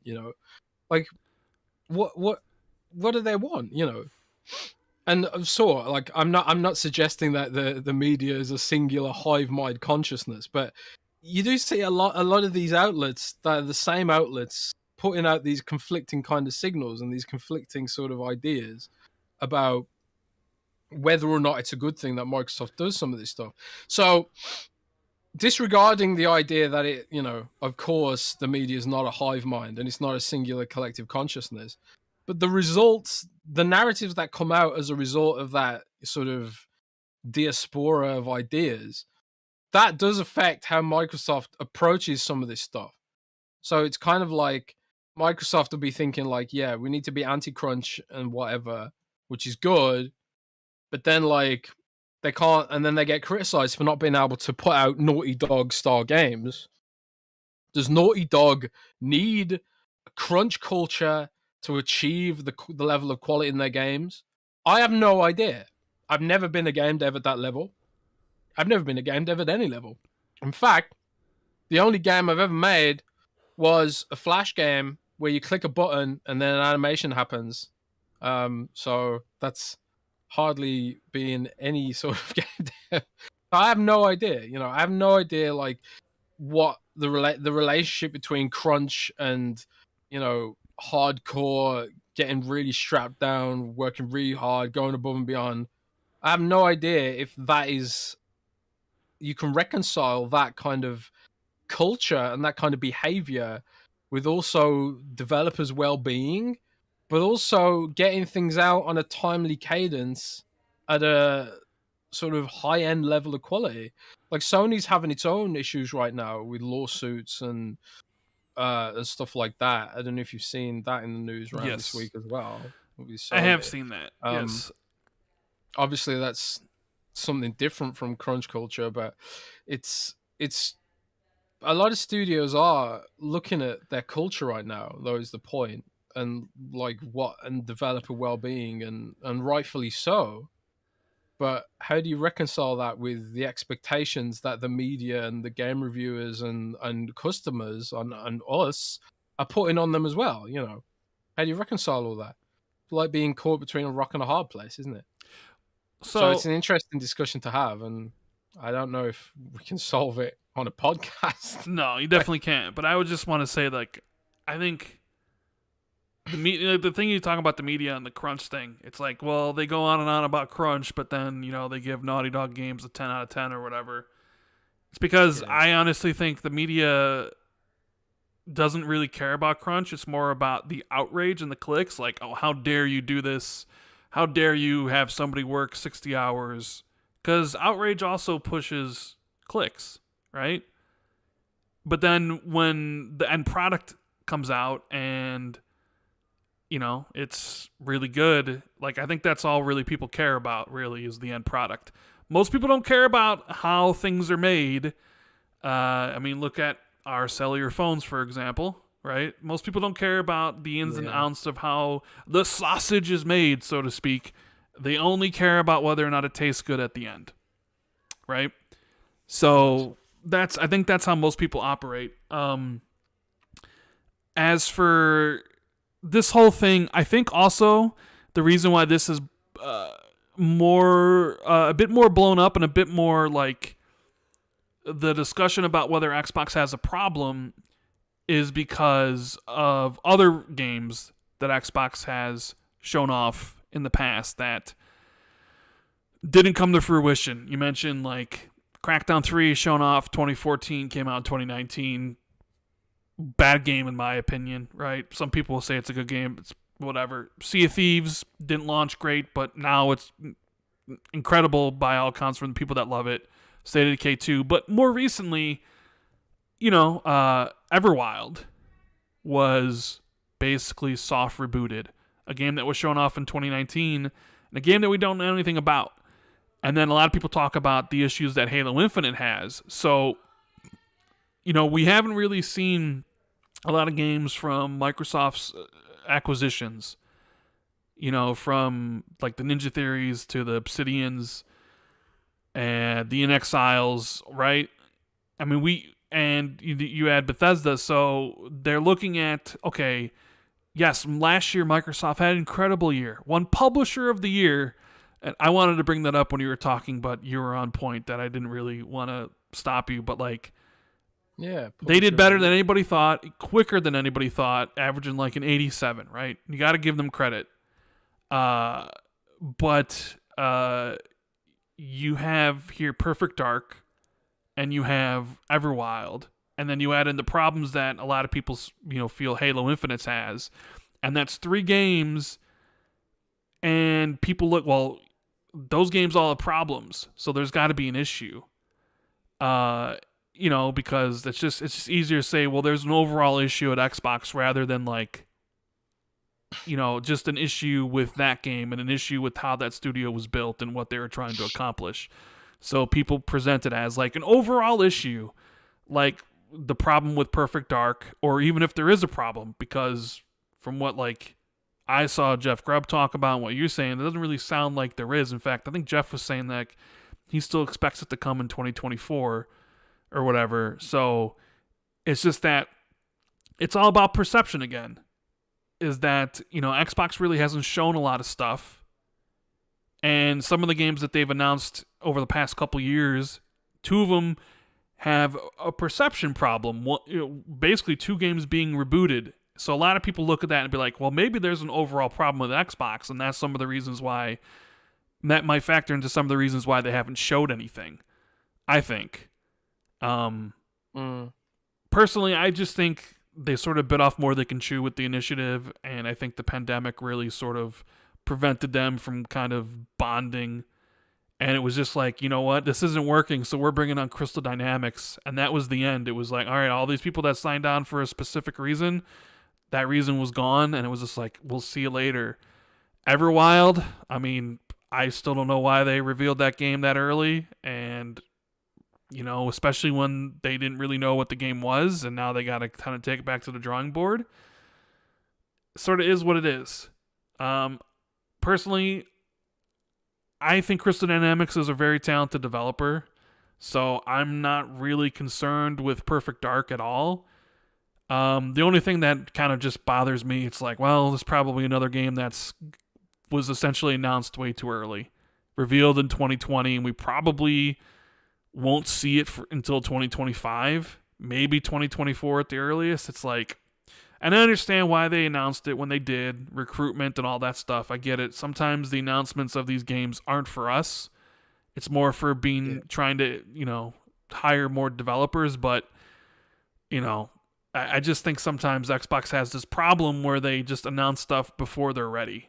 And I think maybe because of that, they're kind of like being a little gun shy on showing off gameplay. Because that's what people want. They want to see Starfield gameplay. You know, we talk about like the new details that they showed off recently, right? All like they had like a 5-minute episode where they talk about Into the Starfield episode 2, Made for Wanderers, and all these things.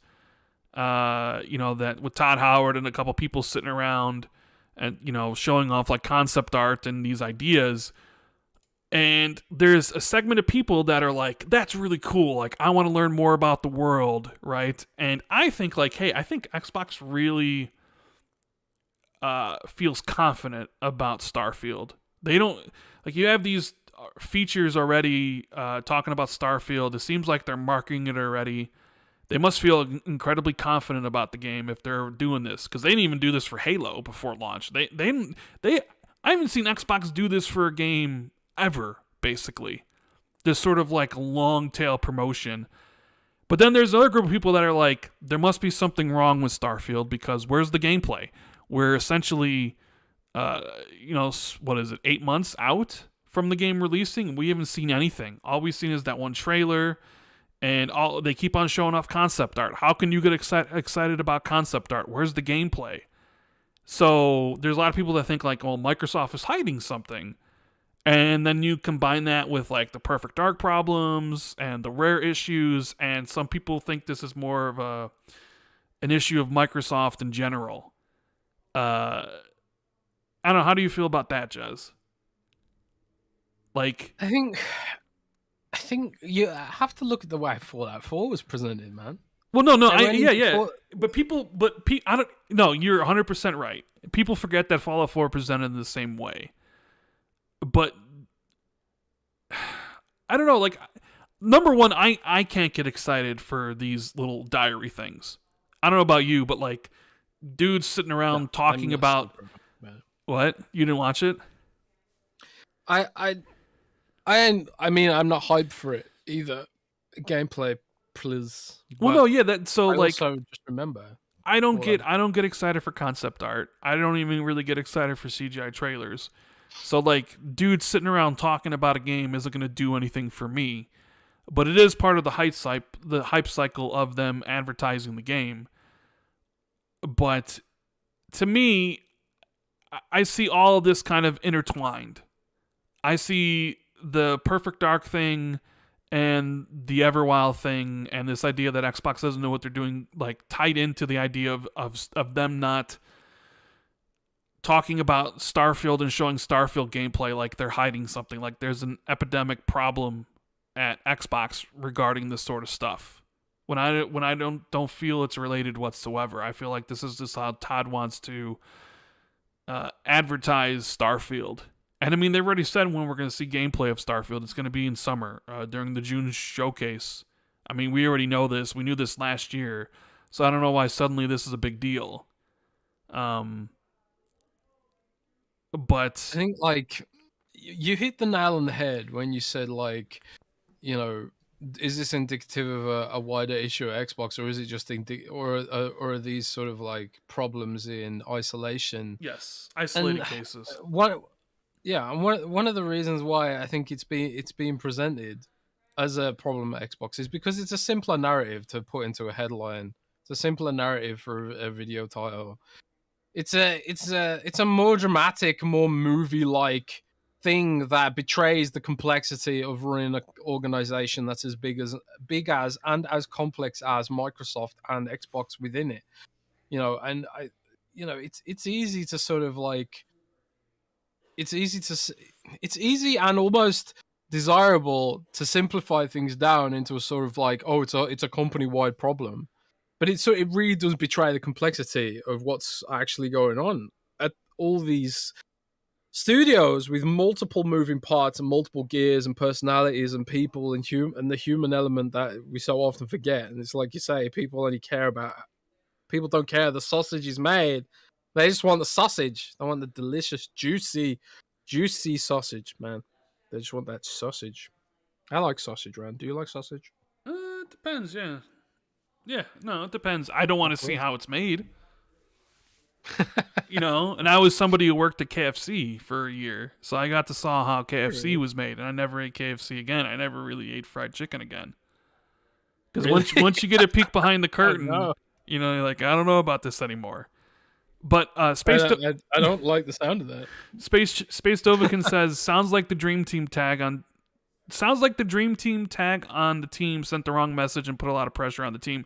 I don't really know if that really put pressure on the team. I think maybe put wrong expectations for people in the community. Like, look, I'll be straight up.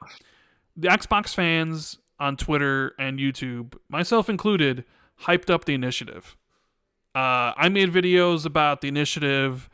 I talked, and sometimes when they made really big hires, I talked about them in some of my videos. I maybe didn't make a dedicated video about the hires, but I definitely talked about the initiative.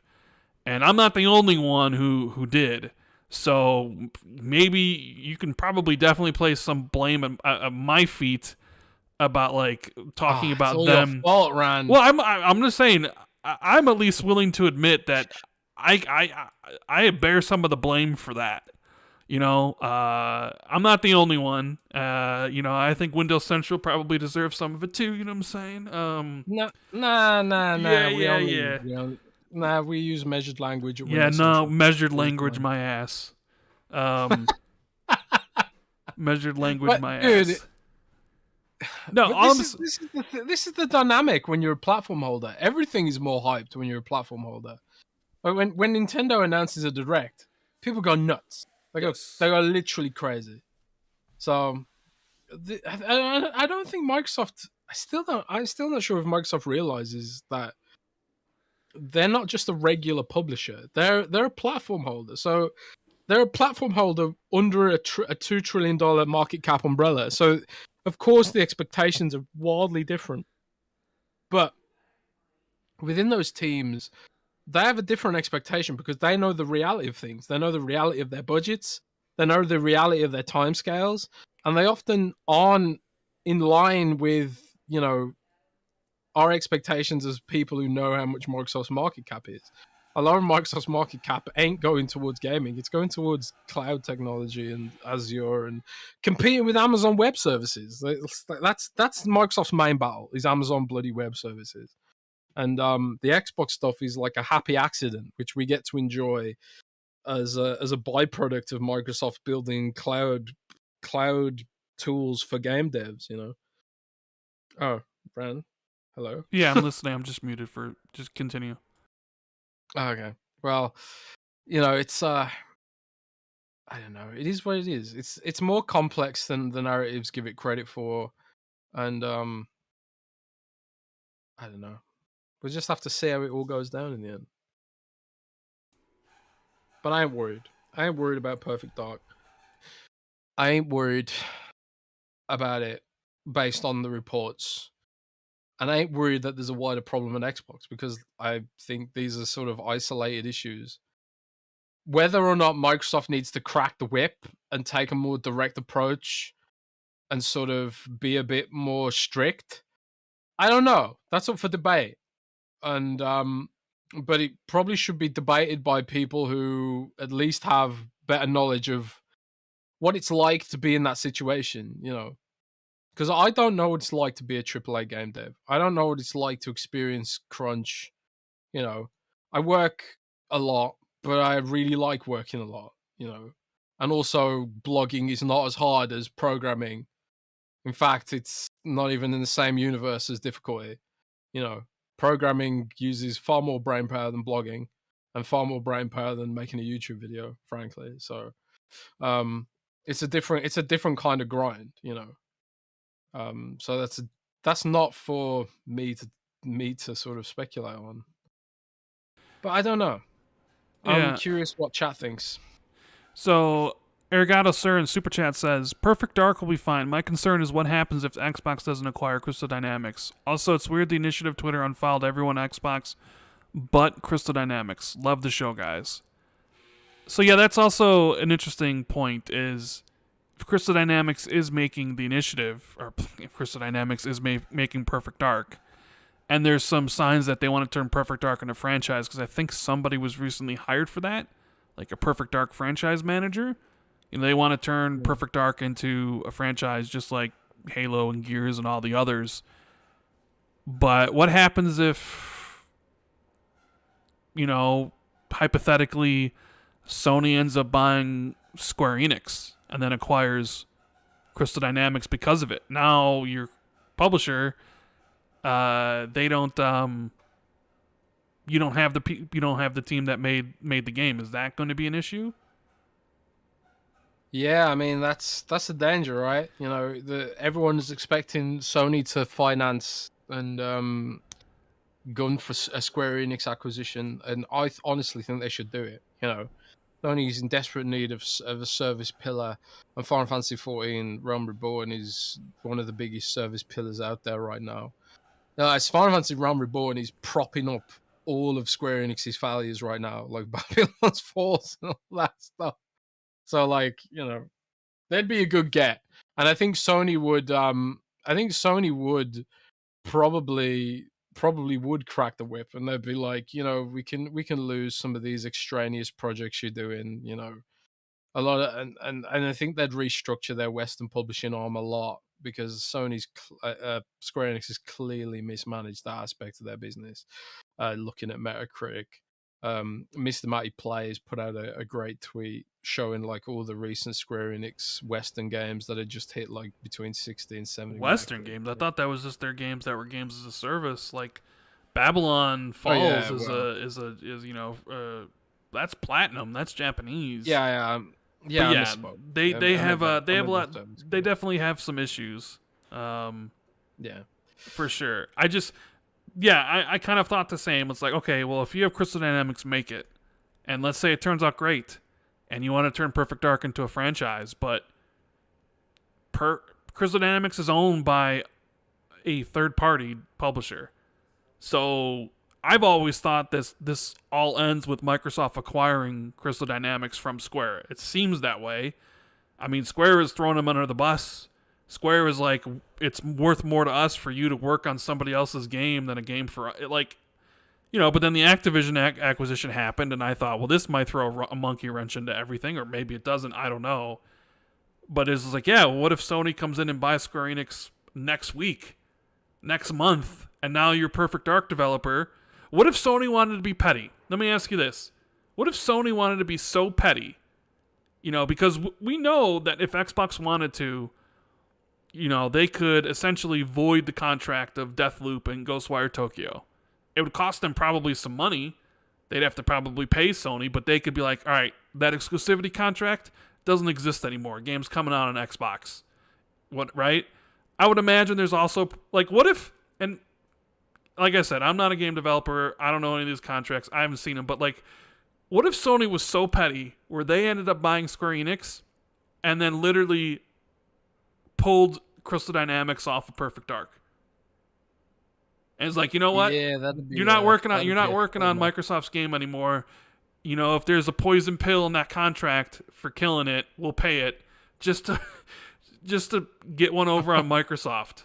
You know, so yeah, that I do think of like, well, okay, if Perfect Dark's gonna be viable as a franchise in the future, like it almost seems like you have to acquire Crystal Dynamics at some point.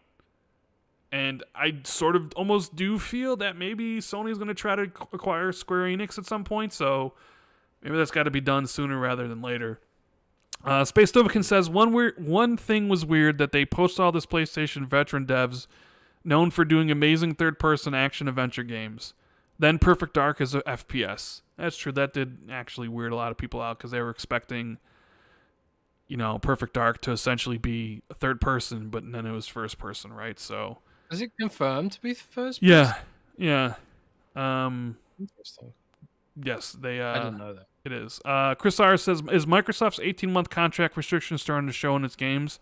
I read that was one of the main Halo problems. I believe so. Yes, because like when you have somebody working on the game who knows what they're doing, and then like you lose them, like, and then what's the restriction? It's like they can work for 18 months, but then they can't work for you again for another 6 or something. Isn't that the restriction? Don't know. Yeah, I'm not sure. I need to speak to someone about that because I did talk to someone about that, but I forgot exactly what they said. So I'll loop back around on that. But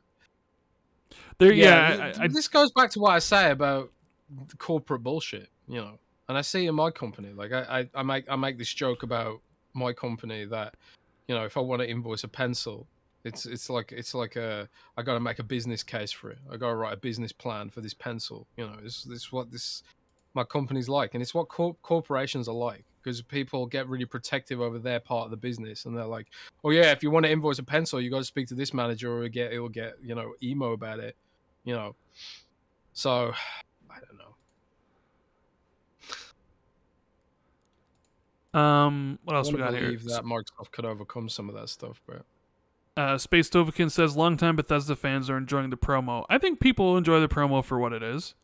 But there are definitely people who are looking at it, because I've seen it, and they're like, where's the gameplay? Why are you hiding the game? And it's just like, I mean, do you not remember how Bethesda usually is with these games? They kind of wait to the end. I know. There's some Microsoft PTSD going on with that stuff, I think. Yeah, for sure. You know, when Microsoft doesn't show gameplay, it's because of scary things, frankly. But it's different when Bethesda doesn't show gameplay. When Bethesda doesn't show gameplay because it wants to blow your mind with one of Todd Howard's really long, really in-depth, you know, gameplay deep dives, you know. Because that's how they do things. That's how they did Fallout 4, that's how they did Skyrim. That's how they did Fallout 3. God, I remember Todd Howard presenting Fallout 3, and I was just like, man, inject this straight into my veins. It's going to be the best game ever made. I was so hyped for Fallout 3, like, can't even tell you. And that's why I think, you know, the chat mentions Bethesda fans are fine with it, because Bethesda fans know, but Xbox fans, not so much. When things are kept from Xbox fans, it usually means bad things, because it comes back to what you said about expectations being set. Microsoft sucks at setting expectations. They show off games like Recore and Crackdown with slick CGI, and then we get Crackdown 3, you know. So, James Rigg in they Super don't learn Chat their lesson. says mayonnaise. Emmett Kumar says, this one made me laugh. Twitter went from calling Xbox a monopoly in January, then Xbox wins Game Publisher of the Year in February, and then Xbox is doomed in March. That is very interesting how that all turned around, because I distinctly remember people calling Xbox a monopoly, and people tweeting at the president to block the acquisition. And then, yeah, Xbox February wins Publisher of the Year. Nobody thought that was ever going to happen. Especially, I mean, I thought it would happen at some point, but I didn't think it would happen that soon. And then this month, it's just doomed. The Xbox doesn't know what they're doing. They can't make good games. It's kind of the cycle. It's definitely a vicious cycle. Hereditary Bane says, so would Perfect Dark essentially belong to Crystal Dynamics? Would they be acquired on a successful game? That's kind of what I've always felt would be the end game, was that they'd acquire Crystal Dynamics, who I believe has 3 studios, and one of those studios would just work on Perfect Dark, and the other ones, I think, working on Tomb Raider, and maybe with the initiative sort of leading it. I don't know, that's kind of what I felt was happening, but what do I know? What else we got here? East Coast says, so the initiative is going to rotate different studios every time they make a different game. How's the initiative going to make those ambitious games while staying small and agile? I don't know. Well, clearly, I think some of their plans with the initiative have gone out the window, considering the everybody they hired is almost left. So, like, I think their initial idea of the studio is probably gone at this point. It's probably just yeah. That small and agile thing, that's gone. I'm pretty sure the plan is now ship Perfect Dark, buy Crystal Dynamics, and make it a traditional studio. And I think that's why people left. But people probably saw the writing on the wall. They were like, yeah, well, if you're going to buy Crystal Dynamics, and maybe it's even your fault, Rand. Maybe they listened to this show and they were like, oh, God, that's what they're doing. And, I'll be fighting with one of Crystal Dynamics' senior programmers. No, it's only, look. Because you're the one who put that out there. You put that out there. Maybe it's your fault. I will take some part of the blame of maybe hyping up the initiative. Some small part of the blame. I'm just a small-time YouTuber. Like, I'm nobody. You know what I mean? And, and I did talk about the initiative in my videos, and I had really high hopes for them based on the people they hired, because I look at their resumes and I'm like, God damn, God of War, Red Dead Redemption 2, Grand Theft Auto 5, you got some people there who know how to make some incredible games. I was like, oh, and I was salivating. I was like, man, what sort of game are they going to make the initiative, right? Damn. It's like, it seems like they're hiring people with like third-person action and adventure. Like, you got the people who remade Tomb Raider, and I love those games. It's like, they're going to make something special. And then it was like, okay, Perfect Dark. I'm like, oh, cool with that. I'm cool with that. I'm down for a Perfect Dark. And then it was like, so-and-so left. Drew Murray left to go back to Insomniac. So he left Insomniac to go to the initiative and then goes back to Insomniac. It's like, okay, that's weird. And then the game director leaves, and it's like all these people leave, and I'm like, man, something doesn't seem right there. So yeah, I'll take my part of the blame, like, for sure. Like, sometimes you get excited when talking about projects or Xbox or whatever, and yeah, maybe I hyped up the initiative too much, but I'm just lowly dude on YouTube. I'm nobody. Who am I? What do I know? Nothing. John G. millionaire. What are you talking about? No, John G says Xbox needs to promote Bethesda PR person, and I have 13 months with you guys. Well, thank you for being with us for 13 months. Really appreciate it. Gamer by Choice says, if Sony pulled the dev team from Xbox game, wouldn't that help Xbox with possibly making games exclusive? Our competitors hampering competition? That was me just presenting a hypothetical situation. I really do think if Sony did buy Square Enix, they would honor the contract. They would, whatever, Crystal Dynamics is going to work. They wouldn't do that. I was just saying, like, what if they didn't? Like, what if there's this other multiverse where in this world they were like, screw Xbox, just pulled Crystal. They don't have anybody to work on the game. That would be funny, but no. Yeah. Moon Studios, I guess, is another studio we got to talk about, because you sort of added on to what I believe GamesBeat reported. Yeah, Dean at GamesBeat, and then Jeff Grubb followed it up on his podcast. This one kind of hurts, because I love Ori a lot. Ori in the Will-O-Wisp, probably the best Xbox game from last generation. And me and you, every single time we do this show, when people talk about acquisitions, because people always ask us about that, people always bring up Moon. And what have me and you said for a long time now? We said that I wouldn't work with Moon again. No, we've said not going to happen. One, because Thomas Mahler, who's the head of Moon, wants to stay independent. And two, because we knew that Microsoft would never work with Moon again. So every time people brought that up as a potential acquisition candidate, me and you were like, nope, not going to happen. But it really wasn't our place to say why. But now that the story's out there and it basically is an oppressive, the oppressive was the word used in the Oppressive, yeah. article. Not really a good place to work. And you expounded on that a little bit. So tell us what you know about Moon Studios and what happened with Xbox.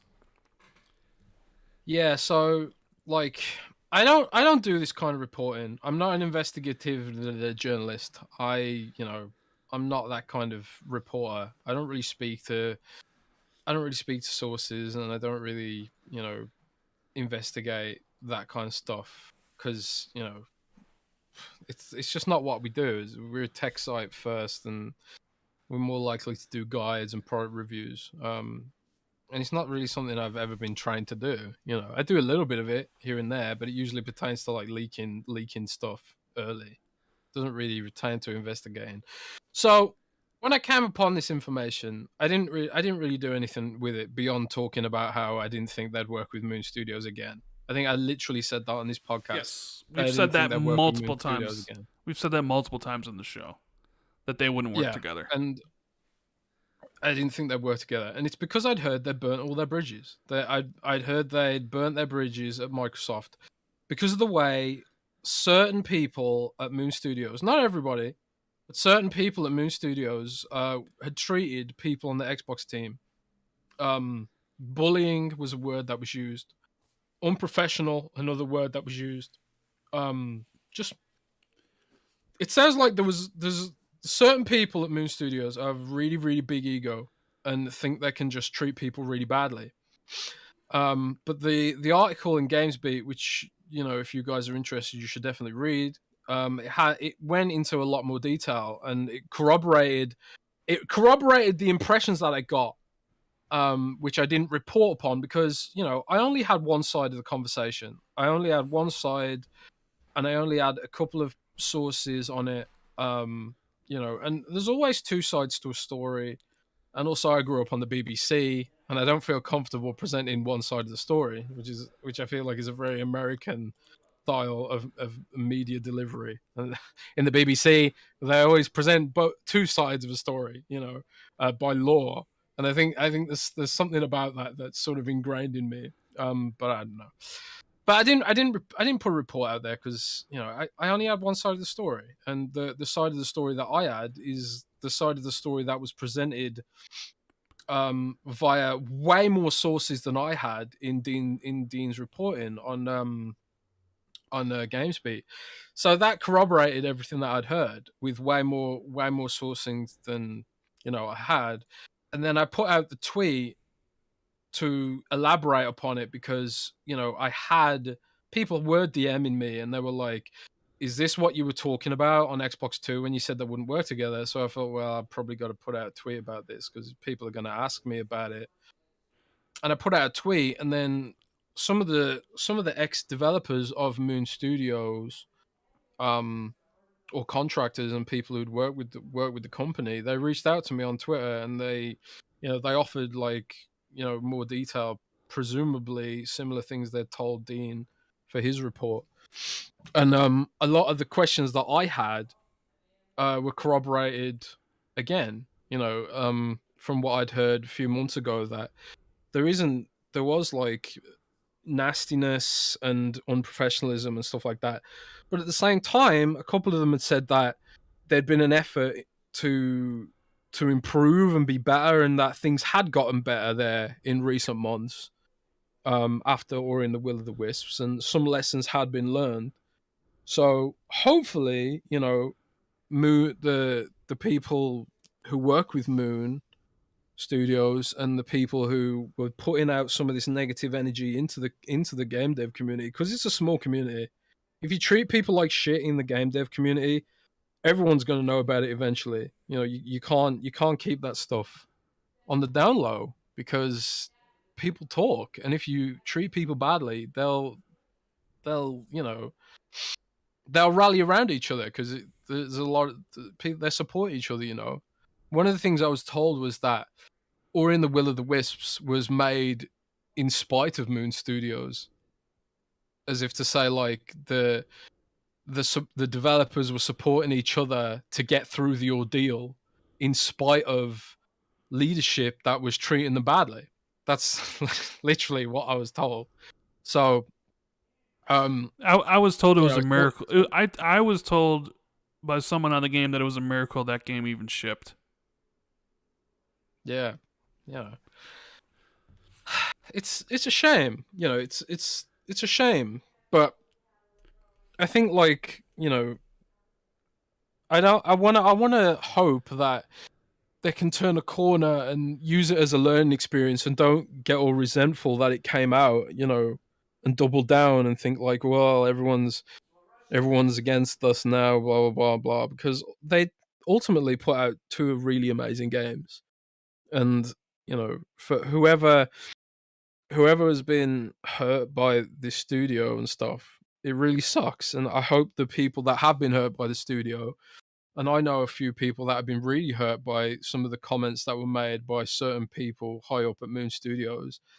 Um, I hope they get apologies out of it. At the very least. Um, the word abuse was never used to me, but it was just like there's a lot of I don't know, just mean spirited stuff and nastiness. So because Moon is like a remote studio, completely remote, things can also be lost in translation, maybe, and it's sometimes hard to communicate in text what you want to say. But some of the stuff like that, they had chat logs in Dean's article on GamesBeat, and some of the stuff was just like kind of, you know, not something you can easily forgive. So I don't know. Hopefully, it'll just sort of be a learning experience for them, and hopefully, everyone who was wrong gets some reprieve from this. I don't know, but Yeah, and then I think just kind of sucks. Jeff reported on Grub Snacks that I think it was Grub Snacks that Microsoft knew of the culture obviously, and that was the reason why they didn't bother partnering with them for their next game that they're working on with Private Division. Yeah, So that's basically what I heard. I was told that Microsoft just didn't want to work with them again because of the way some of their staff have been treated, and um, it's just a bad situation. But yep, but it's not like it definitely seems like if you're running a company that has these sort of problems, eventually it's going to be exposed. yeah. So, but it just keeps happening. Like I don't know why these dudes think they can get away with this, or think that it's okay to treat people badly for the sake of a creative process, or think they're above it because like I don't know, they're an artiste or something. You still got to treat people with respect, no matter what you're doing. And if you don't, especially in a small community like high-end game development, people are gonna know. They're gonna know, and they're gonna speak to people like Jason Schreier and GamesBeat and Dean, and and it's gonna end up getting out there, because if you treat people badly, people talk and they're like, don't work for this studio because this is what happened to me, and it's not good for business, even like disregarding the human element of it. Obviously it's not good morally, but it's not even good for business. So I don't know, but in full transparency, I was told that things had improved. Maybe they'd improved in view of the fact that maybe there was some prior knowledge of this coming out, or maybe like I don't know. But for whatever reason, I was told things had improved and that there was an effort being made to improve things. So hopefully it doesn't affect their next game, because the Moon Studios did create two really amazing games, and hopefully they'll go on to make a third amazing game. Indeed. But yeah, that's the full story about why we always said on this show Microsoft wouldn't be working with them again, because they burned their bridge. They burned their bridge. Yep. Yes, they did. So, Jacqueline, kind of off topic here. It says, Jez, what is your favorite American food? And Rand, what is your favorite hot dog style? Um, I like my hot dogs plain with just maybe like onions and ketchup, but mostly just ketchup. I don't really like relish or mustard and that stuff. So I don't know. And what's your favorite American food, Jez? man, that's hard. I mean, this is McDonald's. American food. I mean, sure, you can say a McDonald's, you know. Yeah, McDonald's. Then, to be honest, I haven't. I tell you, I don't know if this is like technically American food, but one of the things that I really like about American restaurants is that they always have really unique, decadent takes on existing paradigms. And I think I mentioned this before on a podcast, but the first time I was in America, I was in Atlanta, Georgia. Or was it Georgia, Atlanta? No, it's Atlanta, Georgia. Right? Atlanta, Georgia. I was in Atlanta. Yeah, I was in Atlanta. In Georgia, Atlanta. Atlanta's not a state, right? It's a city, right? Yeah. I don't know American geography, but I was in Atlanta, and I was at this work conference. It was the first time I was in America, and I had what was it? I had a mac and cheese, chicken egg sandwich with bacon, and it was mac and cheese as a sandwich filling on toasted bread, and I was like, with chicken and bacon, and I was like, I saw this on the menu, and it was like $25, and I was like, I've got to have this mac and cheese sandwich, and it was just incredible. And I was just like, America is the greatest country on earth because of this sandwich. That sandwich just wouldn't exist in England. Like, no one would think to put mac and cheese on a sandwich, but America did, because America thinks outside the box, baby. Yeah. Hereditary Bane says, what do you guys think of Ghostwire Tokyo? I thought the graphics were beautiful, but the combat was mundane. I think it looks all right. I might play it when it comes out. I had to play Deathloop immediately because I'm such a fan of Arcane. I didn't want to wait until a year later when it comes to Xbox. But we'll see about Ghostwire Tokyo. Jazz, do you have any thoughts on Ghostwire Tokyo? Can't talk about it. Uh-oh. Looks like somebody's playing Ghostwire Tokyo. So, yeah. Can't talk about it. Installation 7 says, if Xbox acquired Crystal Dynamics and Tomb Raider, I would be content, even if it stayed multiplat. I just want to keep playing Tomb Raider on Xbox. Yeah, I love Tomb Raider, so I definitely would like another one. I know you don't like it, but whatever. Who cares what you want? Meat Puppet says, Microsoft has bought all these studios lately. Any chance we'll see Scalebound revisited? Just wondering. It always happens. Every episode, somebody brings up Scalebound. Never going away, bro. I know, never will. And of course, probably just to spite me, Microsoft will acquire Platinum and then be like, work on Scalebound. Although, would you acquire Platinum if they just put out Babylon's Fall? Like, would you acquire them after they just put out a game like that and be like, yeah, that's the next team we want to hire, as the team that just put out, a complete bomb that nobody's gonna even mention, a year from now or whatever, right? But thank you for bringing up Scalebound. Did you see the tweet? Yeah, did you see the tweet Babylon's Fall put out? No, what was it? Oh my god, it was such a blunt admission of failure. They were like, the tweet had a picture and it read something like, does this mean the live service will be cancelled? Just like in reference to the negativity and the reviews, And they're just like, no, we've got plans to fix the game, kind of thing. Nobody's going to play that game. I'm sorry. Like, that's the problem with all these games wanting to be live services, is like there's only a certain there's only so many people that play the game. A lot of people already have the games they play. There's just, the audience isn't there. Like, not every game needs to be a live service. Elden Ring, since we talked about it earlier, I gotta bring it up because we didn't mention this. They announced the sales for the game, and whoo, damn, 12 million sales in essentially, what was it, a couple weeks, 3 weeks, 2 weeks, whatever it is.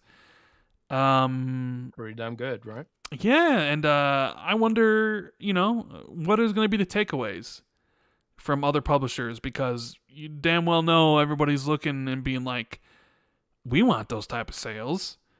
What's going to be the takeaway of Elden Ring? Because Elden Ring initially, I think Bandai Namco's expectations were maybe 5 million or something. Yeah, something like that. And it doubled it, more than doubled it, and now it's 12. So why did what was it, the reviews? Did the reviews come out and really change people's the reviews matter that much? I guess that's the question I'm going to pose to you. I know you guys wrote this article. Me Papa says, my bad, I had no idea you get asked that much. I work 70 hours a week in semi. No, it's okay, dude. It's just a joke around here about Scalebound. We appreciate your support. I personally don't think Scalebound's ever going to come back, at least by Microsoft's hand. They could give it to Platinum, but that's the only way it would come back. But yeah, it is kind of just a running joke because someone always brings it up during one of these episodes about it. But so what made Elden Ring stand out more than Dark Souls or Sekiro? Right, Sekiro is a new IP, and it sold well, but obviously not on this level. So I guess, I don't know, do reviews matter that much? Was it because suddenly here's a game that's a 97 on Metacritic, one of the highest rated games ever? Did that really have a big factor into it? Because let's be honest with everybody, Elden Ring is just Dark Souls open world. You're right. Like, so what do you think? Because I don't know if it was you that wrote the article about like what AAA publishers can learn from the success of Elden Ring. There's a part of me that thinks that maybe reviews mattered significantly more than they normally do. Like, people were like, "Oh, I got a 97. I need to buy this now," when maybe they wouldn't have. What's your take on it? It's hard to say. I mean, they marketed the hell out of the game. It had a very big marketing budget, and I think I think honestly, marketing played a probably bigger hand, because you have to look at Cyberpunk, for example. There was a huge amount of negativity over Cyberpunk right out of launch, and that sold about the same. You know, people don't want to believe that Cyberpunk sold really well, but it did. It sold millions of copies, and similar amount. I think it's what was the last I think sales they figures? It sold was like around 10 I think they million. sold 13 million in like 2 weeks or something like that. Yeah, so Cyberpunk was really massive too, and that had a huge marketing budget as well. Bandai Namco is just pretty damn good at marketing.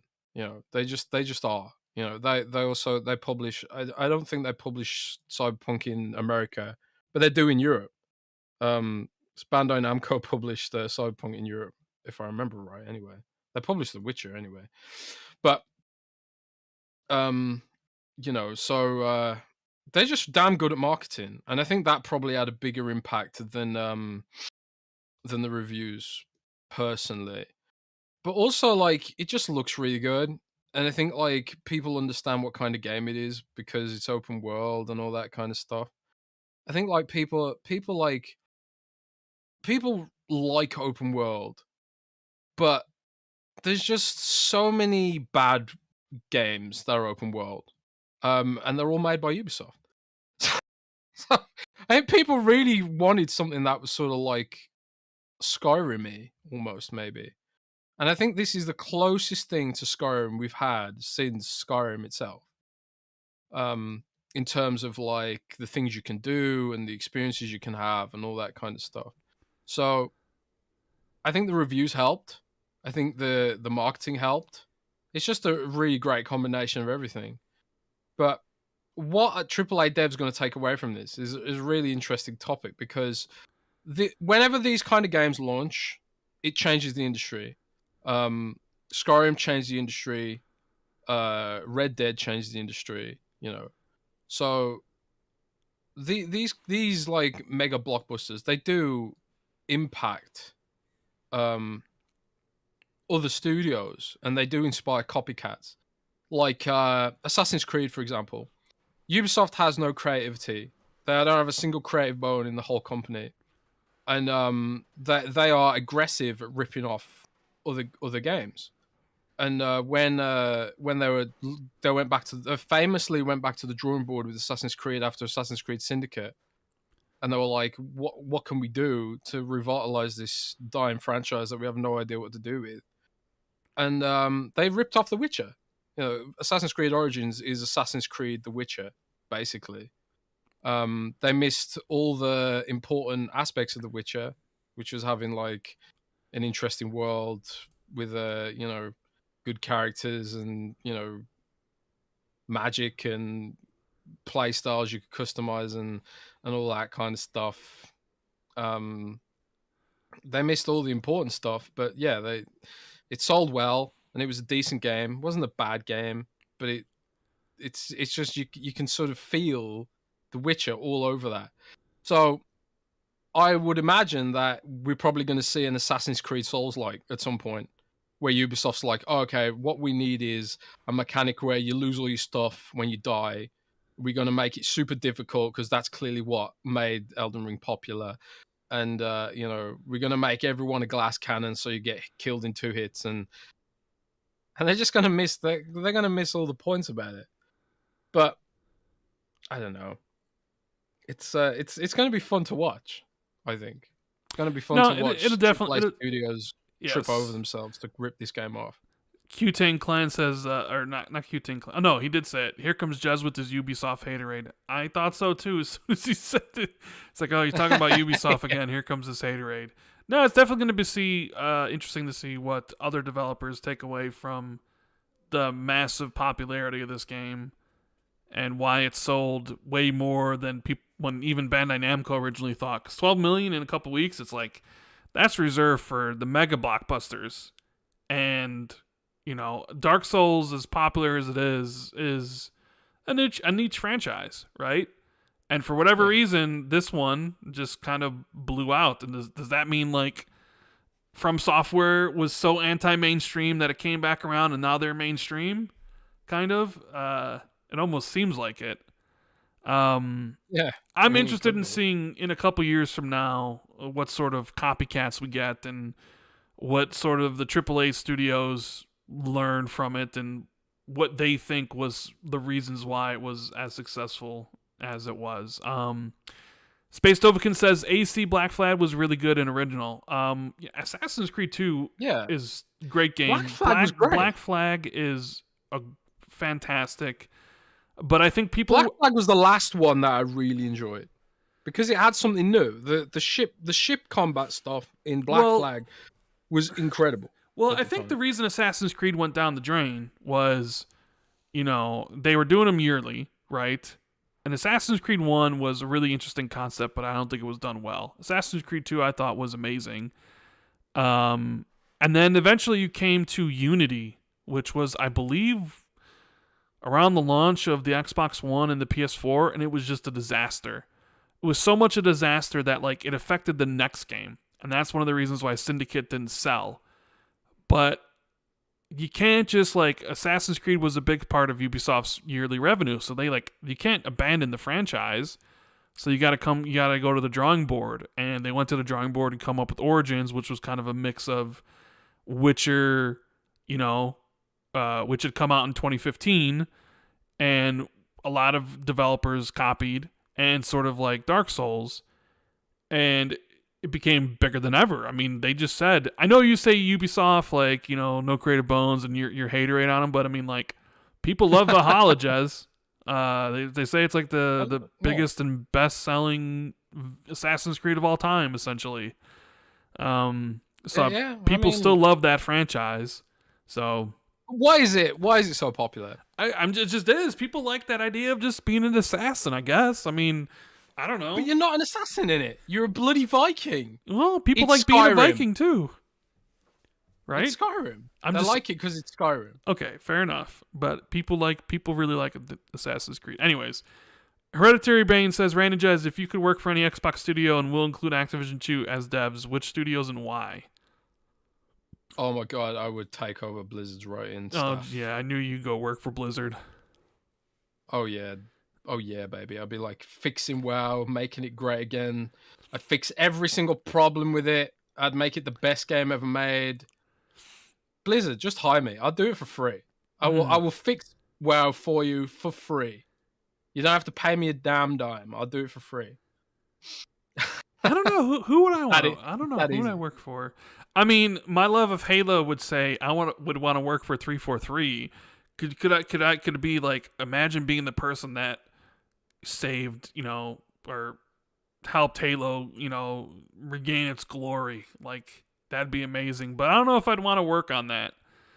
I'd maybe go work at the Coalition so I can kind of push them never to work on Gears again, just to get back at Jez.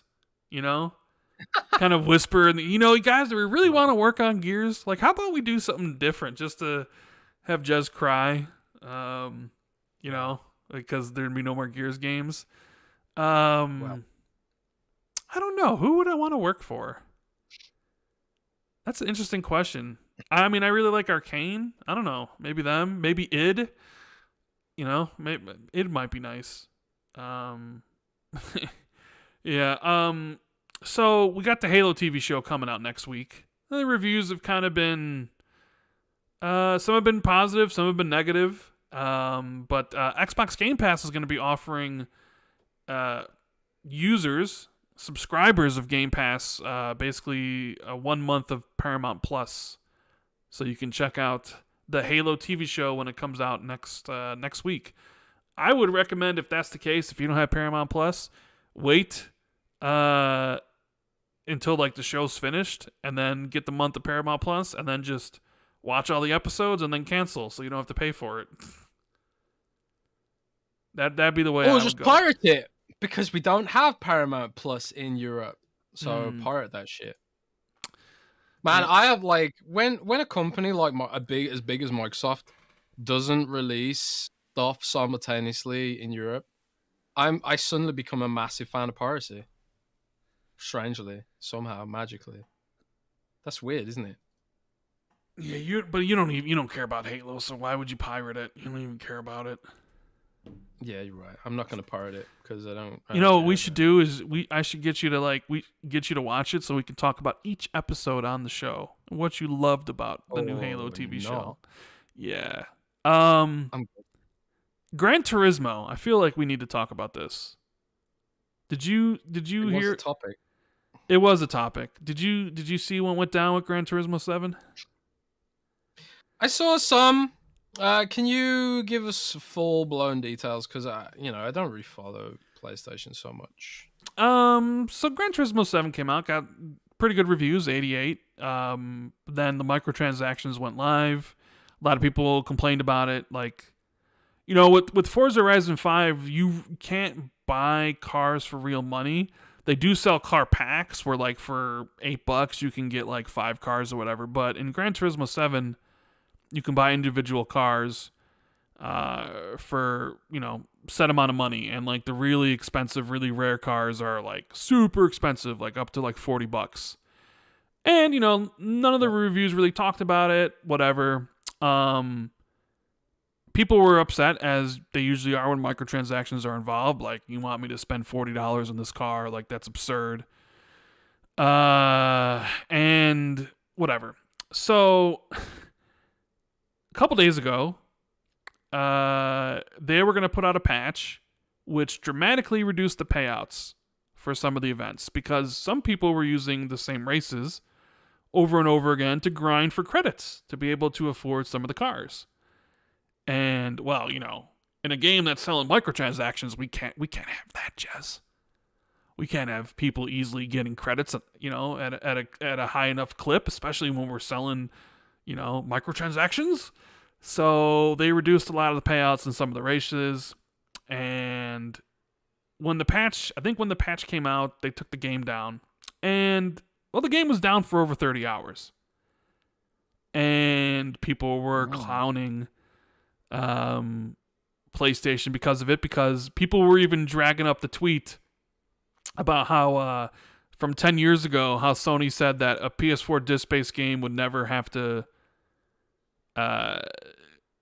connect to be online only. Yeah.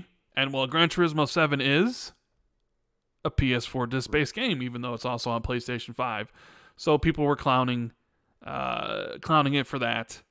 But it really comes back to the microtransaction discussion. The idea of a full-priced $70 retail game, because this was the sort of things PlayStation fans would said were going to be in Xbox games and Game Pass.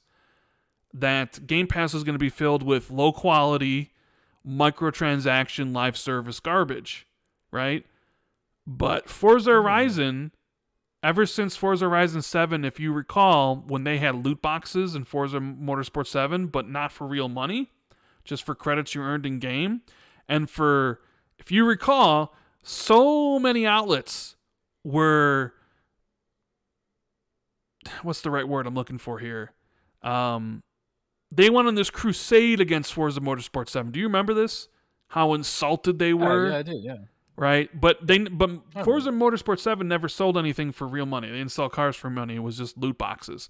But ever since then, if you remember, because they had loot boxes in Gears 4. Microsoft, Halo 5 had their requisition system. And for most of their games, Microsoft had loot boxes when that was sort of the in vogue thing to do, right? But after the Forza Motorsport 7 thing, they kind of backed away from it. And Forza, Horizon series is basically, it's like, here's the premium packs, $7 for 5 cars or whatever amount it costs, and we got some expansions.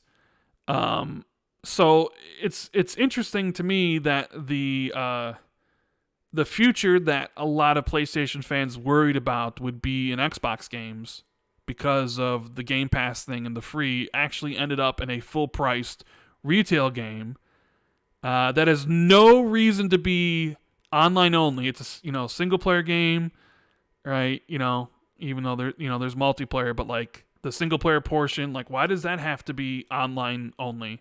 Like, I understand something like Destiny or stuff like that, but like what's the reasoning behind Gran Turismo 7 being it has to be connected online all the time? So, in this premium price $70 product, you have some of these outrageous DLC, which is quite interesting. And did I call Gran Turismo 7 low standard? I didn't say it was low standard, did I? I don't think so. I'm pretty sure I didn't. I haven't played Gran Turismo 7, so I don't really have an opinion on it. I don't care. Anybody that listens to this channel knows that I don't care for simulation racers. I like arcade racers. I think the whole situation is just funny with online only stuff and microtransactions and all that stuff. Like I think the idea of paying $40 for a digital car is ridiculous to me. And Kaz came out with like a letter talking about it, and he basically said like he thought that he wanted some of these prices on these cars to better reflect the like value and rarity that they have in real life. It's like, but bro, but bro, it's not real life. It's a video game. Like, there is no such, as much as the NFT bros and the crypto bros want to tell you that, digital scarce, there's no such thing as digital scarcity. Like, it doesn't matter that some car that's worth $10 million in real life, that car should be $100 in Gran Turismo 7 or whatever. Like, that's some of the most absurd thinking I've ever seen. I don't know. I find that whole situation to just be funny. So I wanted to talk about it because it just kind of blew up a lot of people's agendas, I guess, and their talking points about Gran Turismo 7. I mean, I don't know. What do you guys think? What do you think, Jez? You probably don't even care. No, actually, there has been lately a renewed push to incorporate microtransactions. People were talking about Chocobo Grand Prix, I think it's called. Square Enix, good old Square Enix, our favorite AAA publisher, released a racing game targeted at kids that is absolutely rammed with obnoxious microtransactions, in probably even worse than Gran Turismo as well. But they're getting away with it because no one's paying attention to the game because it's aimed at kids, So, I think there's maybe a school of thought that games like FIFA and Forza and racing games and stuff like that, people will put up with microtransactions to a higher degree than they would with a regular action game. Whether that's the case or not, I don't know. But then, you look at things like Flight Simulator. Flight Simulator has a lot of similar, quite expensive expansion packs too, where you can buy like airports and shit like that, if I remember right, or planes. I don't know. I might be wrong about that actually, um, but it does seem like these mechanics seem to make their way into racing games and sports games more often. I expect the new WWE game will have similar kind of stuff in it, and obviously NBA has that kind of stuff in it. So, it is what it is. It sucks.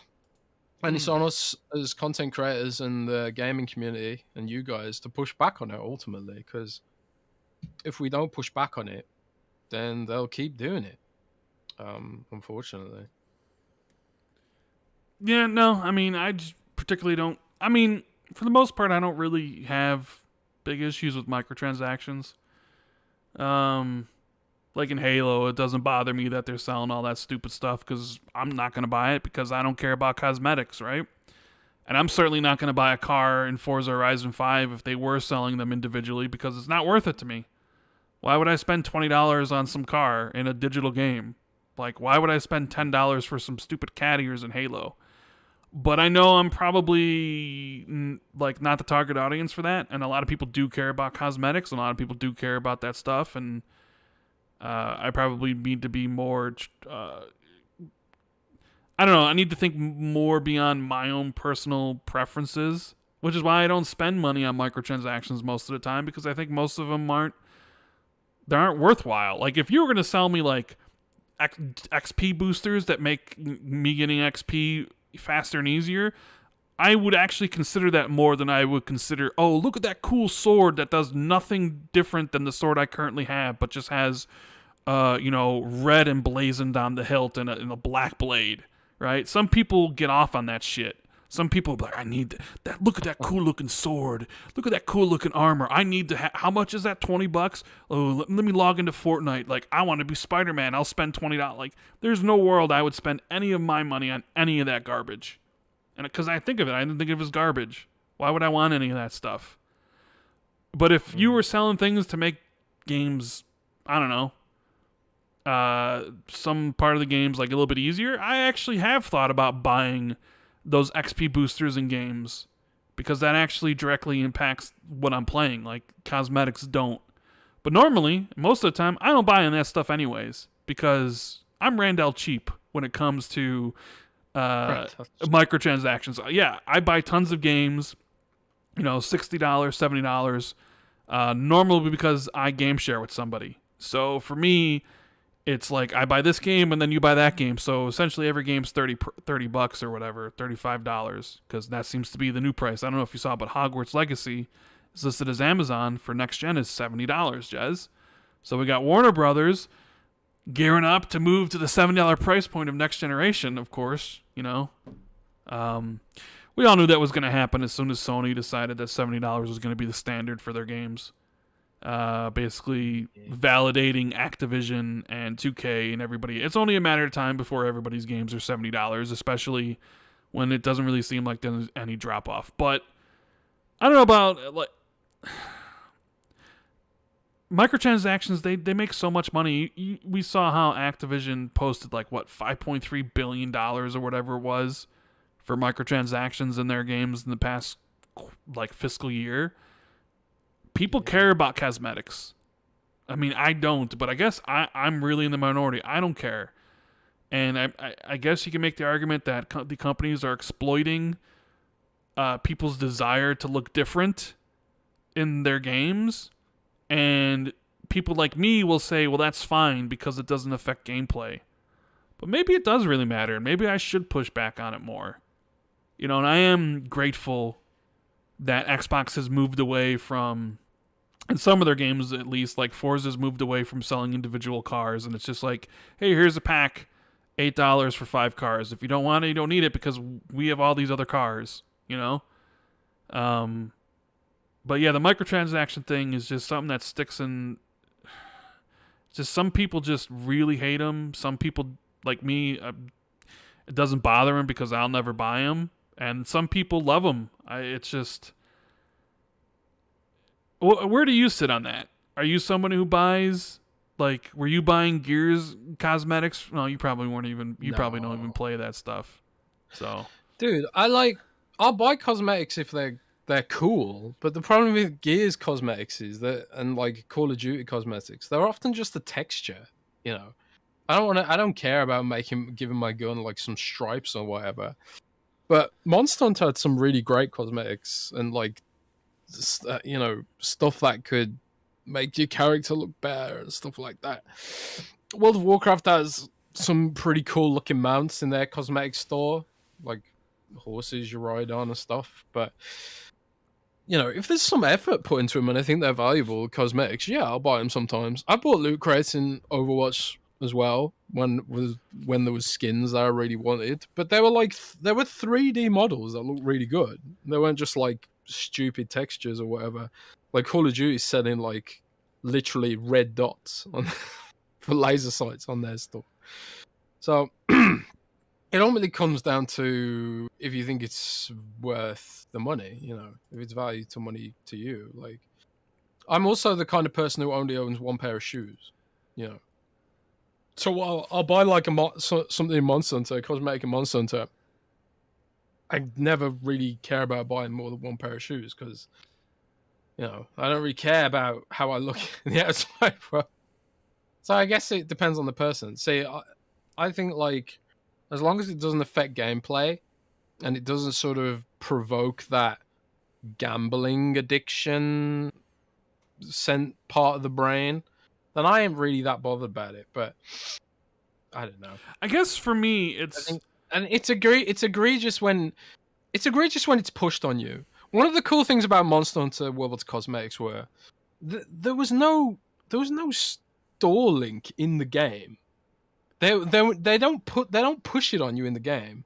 All the cosmetics are in the Xbox store. Like you literally have to go and dig for them and find them. They're not advertised really in game at all. And I think that's another issue for me is like the way it's presented.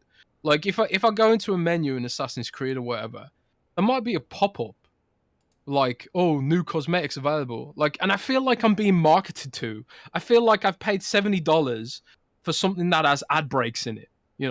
Like, can you imagine if like you pay like I don't know $20-30 for a 4K Blu-ray and there's like an ad break in the middle? That'd be really annoying.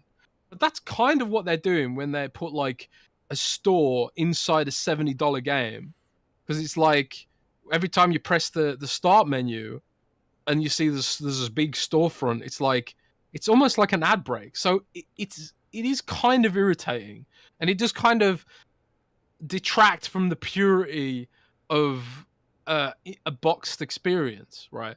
Like when I turn on my TV, my Samsung TV, there's fucking ads in the dashboard on my TV that I paid like $1,000 for. I don't want that shit. I paid $1,000. You don't deserve to upsell me, on that. And I kind of feel like that way about some of these storefronts. Like they take it too far. And I think that's when pushback needs to happen. But like optional DLC here and there that isn't obnoxious and that's not like in your face, like they're desperately pushing at you because they're super desperate, you know. I don't think they get to do that unless they've earned the right to do it. And I think Monster Hunter, like, they added so much content for free to that game. And yeah, there was also the expansion that was a paid for expansion, but it was so damn big. It was like a whole Monster Hunter World Iceborne could have been a fully priced game by itself. It was huge. And I actually wanted to buy some microtransactions because I was almost grateful about how much content they were giving me for free in that game. And it felt like it was value for money. The whole game felt like value for money. But like some of these other games, like Shadow of War I think I talked about it last week, like Middle Earth, Shadow of War, whatever, that Warner Brothers Lord of the Rings game. that was a particularly egregious example of a game that went way, way over the mark and way overreached on where they deserved to push some of that stuff. So I think the way it's presented is important, and I think like people feeling like they get value out of it is important. But See, some devs go too far, and they haven't earned the right to do it. I don't. so here's the thing that sort of bothers me, and people have been talking about this for a while about like devs changing how quickly you earn something because they want to sell you something, right? That's always been a concern. And that is the thing about Gran Turismo that sort of like, raised my eyebrow was they basically, made it so the payouts for the races were less. Which, to me, the only reason you would do that is because you want more people to spend more money in your online store to buy more cars. Right? Yeah. So that's sort of the thing that I look at, and that's sort of the thing was like, that's a little bit greedy. So, and considering the game's only been out for, not that long, right? I think it came out the 5th, and they're already, first patch is already essentially turning down how much you earn in some of the races. It's just kind of like, man, they really want you to just spend the money in the store. And that's what people always worried about with a lot of the microtransactions was like devs artificially limiting how much you can earn of something by playing the game to sort of maybe force you to spend real money. And that's something that I don't like, and I don't want to see its way in more games, especially any Xbox games that have those sort of features, Like, you can make the argument like Gears 5, right? Like, Gears 5 was like, oh, well, you could earn these characters for free, but it would require you to do steps X, Y, and Z. Remember some of those things you had to do to get those characters? And it was like, you could spend 40 hours playing it to earn these characters for free, or you can just give us money and you can get the characters, right? That's the sort of stuff that was just I don't know, doesn't really sit right with me. But then again, the time skip stuff is bullshit because it forces you to make a choice and decide how much your time is worth to you. And I think that's really unfair to ask of someone who's just spent $70, $60, $50 well, there you on go, your game. right? There you go. As somebody who's just spent $70 on the game and then ask you to like spend more money on it, it's like, but then people will argue with like, those cars are optional. You don't need a super expensive car. And it's like, yeah, I guess, but people obviously want what they want. But anyways, Wolfgang in the super chat says, great show as always. Special thanks to Jez for the headphones on his streams giveaways. Don't forget to like and subscribe to Tea and Violence for more Jez and sometimes surprise Rand. That's right. Have you been streaming on your other channel lately? Did you do any of the Elden Ring stuff? Or? No, actually. I haven't streamed on my channel for a couple of weeks just because I've been so damn busy with work, and I'm kind of like, I'm at capacity with what I can do right now. So I'll get back to it when things quieten down, I think, but I haven't been streaming lately. But thanks for that. I really appreciate that. And I think that's going to come to the end of the show. If anybody got any questions, make sure to put them in chat. Me and Jez will try to answer them. So thank you guys so much for being here. We appreciate each and every one of you who decided to tune in on this Saturday to hear what me and Jez have to say about some of these industry topics. And if you enjoyed the show, before you go, make sure you hit that like button and subscribe if you're new. Thank you guys for still being here, even though I haven't released a video in a month. It's been a long time, but I don't know. I feel like the video making bug is starting to slowly crawl its way back. And I feel like making some videos again because I really didn't feel like making videos at all the past month. I just kind of been chilling, playing games, playing Elden Ring, which basically consumed me, reading some books. But I still like making videos. So I think maybe I will return to doing that if people still want to watch. It's okay to have a break. Yeah. Q10 Clan says, y'all talk about Tunic. Neither of me and Jez have played it, but I'm going to start playing it. So I'll definitely talk about it next week. SMS34 says, where's the Dying Light 1 next-gen patch? Wonder what it's taking. Isn't that out? Or I saw that what it was supposed to entail. I thought it came out, no? Jez? Did the Dying Light 1 patch come out? No idea. Soma King says, can't wait for my free PS5. Yeah, to mention it again, I'm not giving away a PS5 by calling a number. If you see that in the comments of YouTube, that is not me, so block the guy. I would never have anybody call a number to win a PlayStation 5. That's ridiculous. That is just a YouTube scam, so please don't fall for it. Your Fake says, do you think the new Settlers game will be soft booted because the beta was horrible? Jez, do you know what he's talking about? New Settlers game? I don't know what he's talking about. Never heard of it. Never heard of it. Sorry, I've never heard of it. Lydia says, what do you think of the Tunic Game Pass Shadow Drop? I mean, I think any great game in Game Pass is great. It's cool they Shadow dropped it as a surprise. I wonder how those metrics plan out, Jez. Like, is it better to do a surprise like that or have it announced in advance? You know what I mean? Like, Shredders also launched at the same time, but we knew Shredders was coming for a while. Where Tunic, we knew it was coming to Xbox, but we didn't know it was coming to Game Pass. Is there some data there that they look at to be like, okay, it's better if we can shadow drop this stuff? Like, I wonder why, like, it was shadow dropped instead of being announced in advance. Because I don't really think a lot of people watch that idea at Twitch Xbox show. But then again, I don't really think that matters because as soon as it was announced, it was probably all over Twitter and social media being like, Tunic's available. So I wonder if it's just kind of one of those things where they feel like maybe a surprise is necessary because there hasn't been one in a bit, right? Like, oh, by the way, here's just experimenting. Yeah, I guess that's the case. Jose wants to know says, hey, did we find out if Jez finished Elden Ring? Have you finished Elden Ring yet? No, Wow. Like I said, I've been so damn busy, barely been playing it, and then like I don't feel like Elden Ring's not a relaxing game for me. I'm not super good at it. So like it takes it out of me more than some other games do. So I have to be in the right frame of mind to play it, and I've been so damn busy that I haven't been. I've nearly cleared all of Caelid. I just killed last major boss I killed was Radahn. So I'm going to Altus. I've done most of the side quests in Altus Plateau. I've also been playing it wrong, I think. I've been trying to clear every single side quest and cave and tomb and stuff. And maybe that's not the best way to be playing it. So maybe I should just go straight for the main quest now or something. I'd probably do that, but yeah, I need to get back to it. I can't believe I beat it before you then.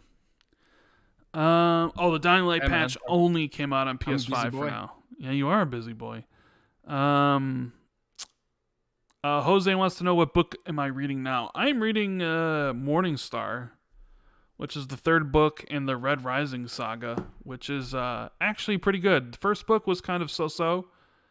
Book 2 was way better, and I'm on book 3 now, so quite enjoying it.